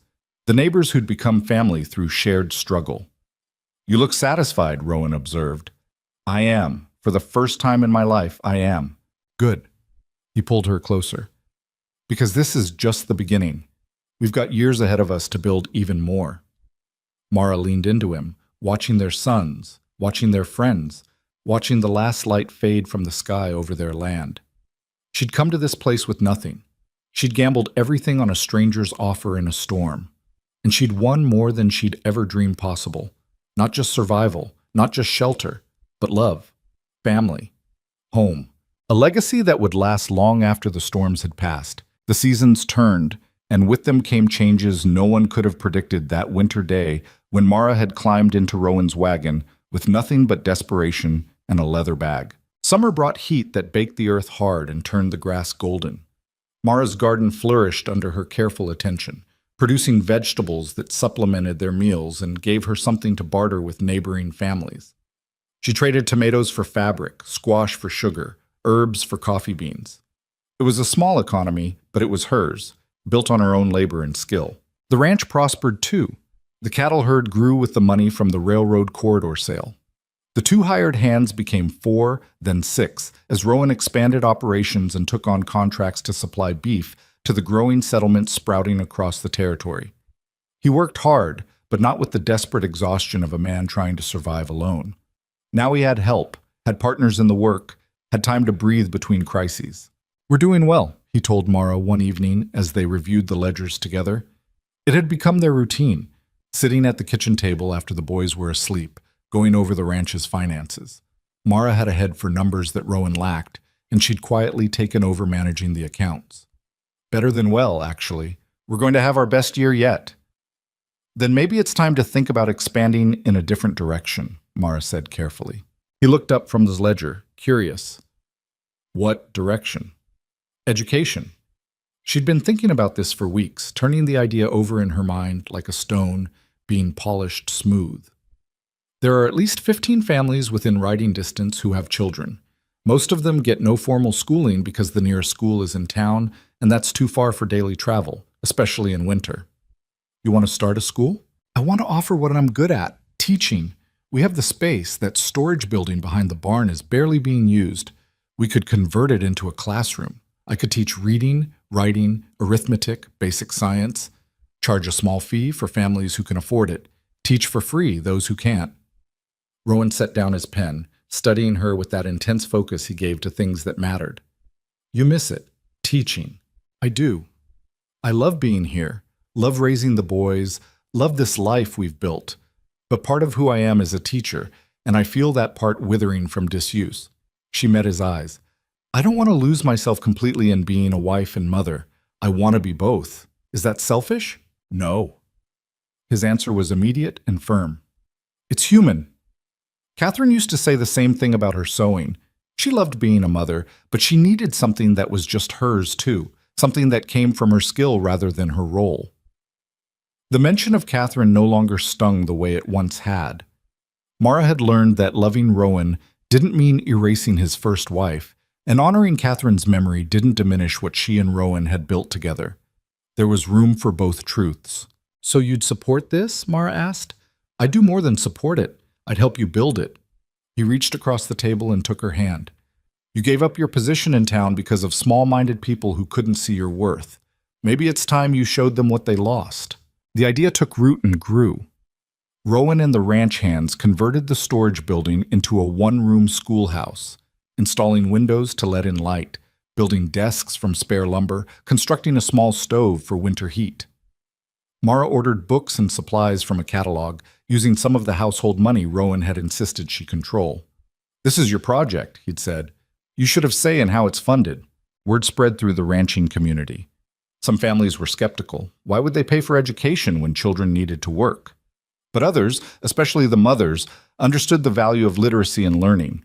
They'd seen too many opportunities lost because they couldn't read contracts or do complex arithmetic. They didn't want the same limitations for their children. When Mara opened the school on a bright September morning, 8 children showed up. It wasn't the 20 students she'd had in town, but it was a start. Finn was among them, of course, though he groaned about having to do schoolwork with his mother as the teacher. Eli had aged out of formal schooling and was working the ranch full-time, but he sometimes sat in on lessons during breaks. listening from the doorway. The first day was chaos. The children ranged from 6 to 13 with vastly different skill levels. Some could barely write their names. Others could read simple texts. Keeping them all engaged and challenged required every bit of creativity and patience Mara possessed. But she loved it. Loved watching comprehension dawn on a child's face when they finally understood a difficult concept. Loved the way their confidence grew as their skills improved. Loved knowing she was giving them tools they'd carry for the rest of their lives. The second week brought 2 more students. The third week, another 3. By October, she had 15 children crammed into the small building, and she was teaching in shifts to accommodate them all. "I'm going to need help," she told Rowan one evening, exhausted but happy. "Or a bigger building, preferably both." "The Weatherby girl is smart," Rowan suggested. "Martha Greaves mentioned she's looking for work. Maybe she could assist you with the younger ones while you focus on the older students." So Mary Weatherby joined the school as an assistant teacher, a shy 17-year-old who turned out to have a gift for working with the youngest children. With her help, Mara could split the students into 2 groups and provide more individualized attention. The school became a fixture in the community. Parents started calling Mara Teacher Mercer again, but this time the title carried respect rather than judgment. Women who'd once whispered about her desperate marriage now brought her preserves and thank you notes, grateful that their children were learning skills that might carry them beyond subsistence ranching. Not everyone approved, of course. There were still those who thought education was wasteful for children destined for manual labor. But their voices grew quieter as the benefits became obvious. Children who could read helped their parents with paperwork. Children who could do arithmetic helped calculate fair prices at market. Children who learned geography understood the larger world they inhabited. "You're changing things," Martha Greaves told Mara one afternoon, visiting the school to see her grandson's progress. "Making these children see possibilities beyond what their parents imagined. That's dangerous work." "Dangerous how?" "Because once people start imagining better, they stop accepting less. You're creating a generation that won't settle for the limitations their parents lived with." Martha's eyes gleamed. "I like it. About time someone shook things up around here." Winter came again, but this time Mara faced it with confidence rather than fear. The schoolhouse stayed open through the cold months, though attendance dropped when families needed children to help with winter chores. Mara adapted, offering evening classes for those who could only come after work was done, teaching by lamplight to students who were exhausted but determined.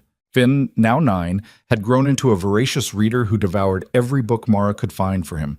He still talked too much and got distracted easily, but his natural curiosity made him a joy to teach.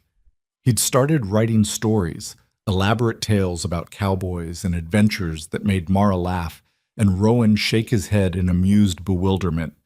"Where does he get this imagination?" Rowan asked one evening after Finn had regaled them with a particularly outlandish story about a magical horse. "From you," Mara said. "You survived out here by imagining solutions to impossible problems. He inherited that. He just applies it differently." Eli, now 15, had developed into a skilled ranch hand with a quiet authority that made the older workers respect him despite his youth. He still carried shadows from his mother's death, but they no longer consumed him. He'd learned to live around the grief just as Mara had predicted. One evening in late January, Eli approached Mara while she was grading papers at the kitchen table. "Can I ask you something?" he said, his voice uncertain in a way it rarely was anymore. "Of course." "Do you think Ma would be disappointed in me?" The question came out rushed, like he'd been holding it inside for a long time. "For moving on, for calling you Ma, for being happy again." Mara set down her pen and gave him her full attention. "What do you think?" "I think—" He struggled with the words. "I think she'd want me to be happy. But sometimes it feels wrong to be happy when she's gone. Like I'm betraying her by not being sad anymore." "Eli, your mother loved you. From everything your father has told me, she loved you more than anything. Do you really think a woman who loved you that much would want you to spend your whole life grieving?" "No, but it feels disloyal to let go of the pain because the pain is the last connection you have to her," Mara finished. "I understand that. When my father died, I held on to my grief like a treasure because losing the grief felt like losing him all over again." "How did you stop?" "I didn't stop. I just learned that I could carry love without carrying pain, that remembering him could make me smile instead of making me cry. that honoring his memory didn't require suffering. She reached out and touched Eli's hand. You can love your mother and love your life simultaneously. Those aren't contradictory. They're both true. Eli was quiet for a long moment, his eyes bright with unshed tears. Thank you for understanding, for not trying to replace her, but also not trying to compete with her memory. You're welcome. And Eli, I think your mother would be incredibly proud of the young man you've become. I know I am. He hugged her then, quick and fierce, and when he pulled away, he was smiling through tears. I'm glad Pa married you. Even if it was weird at first, I'm glad. Spring arrived with its usual dramatic flair, snow melting into rushing creeks, flowers exploding across the meadows, the world turning impossibly green overnight. Mara's second year of teaching was in full swing, and she now had 23 students ranging from 5 to 16 years old. The community had grown too. New families had moved into the territory, drawn by the railroad access and the stories of fertile land. The frontier was slowly becoming less wild, more settled, though it would never be truly tame. One warm May afternoon, Sarah Kimball rode out from town with news. The school board has been talking, Sarah said over tea in Mara's kitchen, about you and your school. Mara felt her stomach tighten. What about it? They're impressed. Turns out half the families who pulled their children from the town school because of the new teacher, she's awful, by the way, couldn't teach a fish to swim, have been sending their children here instead. The board wants to make your school official, fund it through the territory, pay you a proper salary, maybe even build a larger building. They want to take over my school? Not take over, support it, make it legitimate. You'd still be the head teacher, still make the curriculum decisions, but you'd have resources, a real salary, protection from people who think education is wasteful. Sarah leaned forward, her eyes bright. This is recognition, Mara. The same people who dismissed you are now asking you to lead something official. Mara sat back, processing this. Part of her wanted to refuse on principle. Why should she help people who'd rejected her? But another part, the practical part that had learned to survive on the frontier, understood the opportunity. I'll think about it, she said finally. That night, she discussed it with Rowan. They sat on the porch in the warm evening, watching the sun set over their land. It's your decision, Rowan said, but I'll tell you what I think. Please, I think you should do it. Not because they deserve your help, but because the children deserve the best education they can get. And you're the best teacher in the territory, whether the school board wants to admit it or not. He took her hand, his rough thumb stroking her knuckles. Plus, seeing Councilman Porter have to officially approve your position after he's the one who got you fired, that's going to be satisfying as hell. Mara laughed. You're petty. I prefer justice-minded, but yeah, also petty. She accepted the position. By summer, plans were underway for a new school building to be constructed between the Mercer Ranch and the Morrison property, central to the ranching community and accessible even in bad weather. Mara would be the official schoolmaster, with Mary Weatherby as her assistant, and a salary that was double what the town had paid her. Councilman Porter attended the meeting where her appointment was finalized. He looked like he'd swallowed something sour, but he couldn't argue against the unanimous support from the other board members and the territorial representative who'd come specifically to oversee Mara's hiring. I trust you'll conduct yourself with appropriate decorum, Porter said stiffly when the meeting concluded. Mara smiled sweetly. I'll conduct myself exactly as I always have, Councilman, with dedication to education and refusal to tolerate mediocrity. I hope that meets your standards of decorum. His face flushed red, but he couldn't respond without looking like a fool. He simply nodded and left, and Mara allowed herself a moment of deep satisfaction. The new school building was completed by autumn. It was larger, better equipped, with proper desks and a good stove and windows that actually kept out the wind. Mara stood in the empty classroom the day before it opened, overwhelmed by how far she'd come. 2 years ago, she'd been fired and homeless, facing death in a blizzard. Now she stood in a building constructed specifically for her vision of education, with official backing and community support. The journey between those 2 points had been brutal and terrifying and absolutely worth it. Impressive, isn't it? Rowan's voice came from the doorway. He'd come to help her arrange the furniture, but he was just standing there, looking at her with an expression that made her heart skip. It's more than I imagined, Mara admitted. You built this. Not just the building, the whole thing. The community's investment in education, the children's futures, all of it. You built it from nothing. We built it. I couldn't have done any of this without your support. He crossed the room to her, pulling her close. We make a good team. The best team. Think we can handle more? She pulled back to look at him, confused. More students? The building can hold... Not more students. His hand moved to rest on her stomach, his meaning clear. More family. Mara's breath caught. They'd been married for over 2 years now, sharing a bed for more than a year. The possibility of pregnancy had been discussed, but they'd been letting nature take its course without pressure. Are you saying... I'm saying I'd like more children with you, if you want that too. No pressure, no timeline, just... I've been thinking about it. About a little girl with your stubbornness and intelligence, or another boy who asks as many questions as you do. He smiled. I know you've got the school and you're building something important, but I wanted you to know I'm ready. Whenever you are. Mara felt tears prick her eyes. I want that. Not right away. I need to get the school fully established first. But yes, I want to build that with you too. He kissed her then, tender and thorough, in the empty classroom that represented everything they'd overcome to reach this point. The school year began with 37 students. Mara taught with passion and purpose, seeing each child not just as a student, but as a future farmer, rancher, teacher, merchant, or whatever else they might dream of becoming.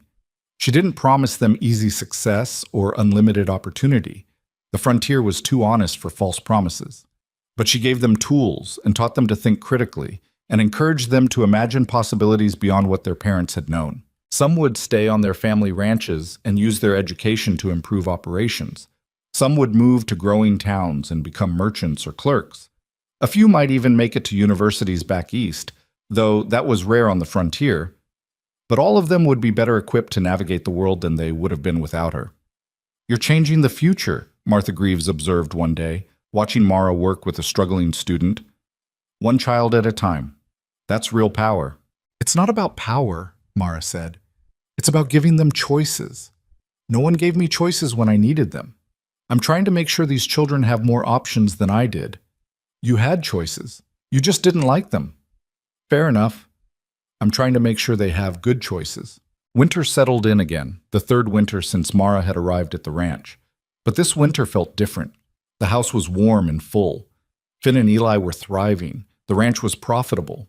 The school was succeeding beyond her initial hopes.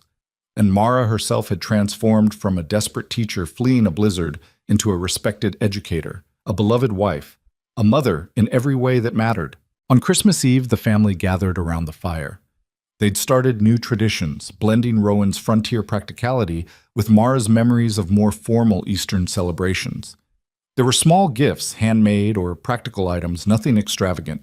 There was a special meal that everyone had helped prepare. There was Finn's dramatic reading of a story he'd written specifically for the occasion. After the boys went to bed, Mara and Rowan sat together in the firelight, comfortable in the silence that came from truly knowing another person. I've been thinking about that day, Rowan said quietly. When I saw you in the hotel lobby, desperate and proud and trying so hard not to show how scared you were. I was terrified. I know. But you agreed anyway. You gambled everything on a stranger's promise. So did you. You had no idea if I could actually do what needed doing. I could have been useless, lazy, mean to the boys. But you weren't. You are. Everything I didn't know I needed. He pulled her closer, his arms wrapping around her. I think about the man I was before you came. Angry, closed off, just surviving instead of living. You changed that, changed me. You changed me too, made me stronger, braver, taught me that needing help isn't weakness. We saved each other. Yeah, Mara agreed softly. We did. They sat there in the warmth and quiet, two people who'd started as strangers making a desperate bargain and had become partners, lovers, best friends. The journey hadn't been smooth or easy. There had been violence and fear and moments when everything could have fallen apart. But they'd fought for this, for each other, for the life they were building together. And they'd won. Spring came again, bringing with it news that made Mara laugh with vindication. Councilman Porter had been removed from the school board after evidence emerged of financial improprieties. He'd been skimming funds meant for supplies. His fall from grace was complete, and the town that had once listened to his judgment now shunned him. Karma, Sarah said when she brought the news. Sweet, beautiful karma. I should feel more satisfaction, Mara said, but mostly I just feel tired of holding on to old grievances. That's called maturity. It's boring but admirable. Mara's school continued to grow. By her third year, she had 2 full-time assistants and more than 40 students. The Territorial Education Office held her program up as a model for rural schooling, and other communities started requesting her advice on establishing similar institutions. She traveled occasionally to consult, always with Rowan's full support. He'd learned to manage the household in her absence, and the boys had learned to fend for themselves when both parents were occupied. It wasn't always smooth. There were burned meals and forgotten chores and minor disasters, but they managed. We're a real family now, Finn announced one evening after a particularly chaotic dinner that no one had planned properly. Families are supposed to be messy. Who told you that? Eli asked. Ma did. She said perfect families only exist in storybooks. Real families are the ones who mess up and forgive each other and keep trying anyway. Rowan looked at Mara over the boys' heads, his eyes warm. Your mother is a smart woman. She's the smartest, Finn agreed loyally. 4 years after that desperate blizzard wedding, Mara stood in her thriving school and addressed a room full of students and parents gathered for the year-end celebration. The children had prepared presentations showcasing what they'd learned. Parents sat proud and amazed, many of them barely literate themselves, watching their children read and calculate and present ideas with confidence. Education is not a luxury, Mara told the assembled group. It's not something only the wealthy or privileged deserve. It's a fundamental tool that every person needs to navigate this world. Your children have worked hard this year. They've grown not just in knowledge, but in confidence and capability. They're ready for whatever comes next. The applause was genuine and enthusiastic. After the formal presentations ended, parents approached Mara one by one to thank her, to share stories of how their children had changed, to express gratitude for what she'd built. That night, Rowan found her on the porch, staring out at the darkness that had once held so much fear. You did something important today, he said, settling beside her. I taught children. Same thing I do every day. No, you showed them, and their parents, that they're capable of more than they believed. That's transformation, not just teaching. Mara leaned into him, breathing in his familiar scent. We've built something good here, haven't we? Better than good. We've built something lasting. His hand found hers, their fingers intertwining automatically. And we're not done yet. He was right. They weren't done. There would be more challenges, more obstacles, more moments of fear and uncertainty. The frontier didn't stop being harsh just because you'd survived it once, but they'd face it together. With the boys they were raising to be strong and thoughtful, with the community they'd helped build, with the love they'd forged from desperation and determination. 5 years after arriving at this ranch with nothing but a leather bag and fading hope, Mara Mercer stood as living proof that sometimes the most desperate gambles pay off beyond imagination. She'd been a failed teacher with no prospects, a woman society had rejected and dismissed. Now she was the most respected educator in the territory, a beloved wife and mother, a pillar of a community that had once turned its back on her. She'd learned that strength wasn't about never needing help. It was about accepting help when offered and extending it when able. That family wasn't just blood. It was the people who chose to stand beside you when everything fell apart. That home wasn't a place you found. It was something you built with your own hands, your own choices, your own stubborn refusal to give up. The blizzard that had nearly killed her had actually saved her life. Not because it gave her shelter from the storm, but because it forced her to stop running from difficulty and start fighting for something worth having. And what she'd fought for, what she'd built with Rowan and the boys, was worth every terrifying moment of that journey. As she stood there on the porch with her husband's arm around her and her son's voices drifting through the window behind them, Mara understood the deepest truth of the frontier. Survival was never enough. The real victory was in building something that could last, something that could weather any storm. They'd done that. Against every odd, despite every obstacle, they'd built a legacy. And it was just beginning. Inside the house, Finn called out that he'd finished his latest story and wanted to read it aloud. Eli groaned but agreed to listen. The ordinary sounds of family life, the comfortable chaos of people who belong together. Rowan squeezed Mara's hand. Ready to go in? Ready. They walked inside together, leaving the darkness behind, stepping into the warmth and light and beautiful mess of the life they'd created. The life that had started with a blizzard and a bargain and had grown into something neither of them could have imagined. Love, family, purpose, home, everything worth having, everything worth fighting for. Everything they'd built together, one difficult choice at a time, from nothing but courage and stubborn hope. The Mercer Ranch stood strong against whatever might come, a lasting symbol that on the harsh frontier, two desperate people could find each other and build not just survival, but a life worth living. And that was the truest victory of all.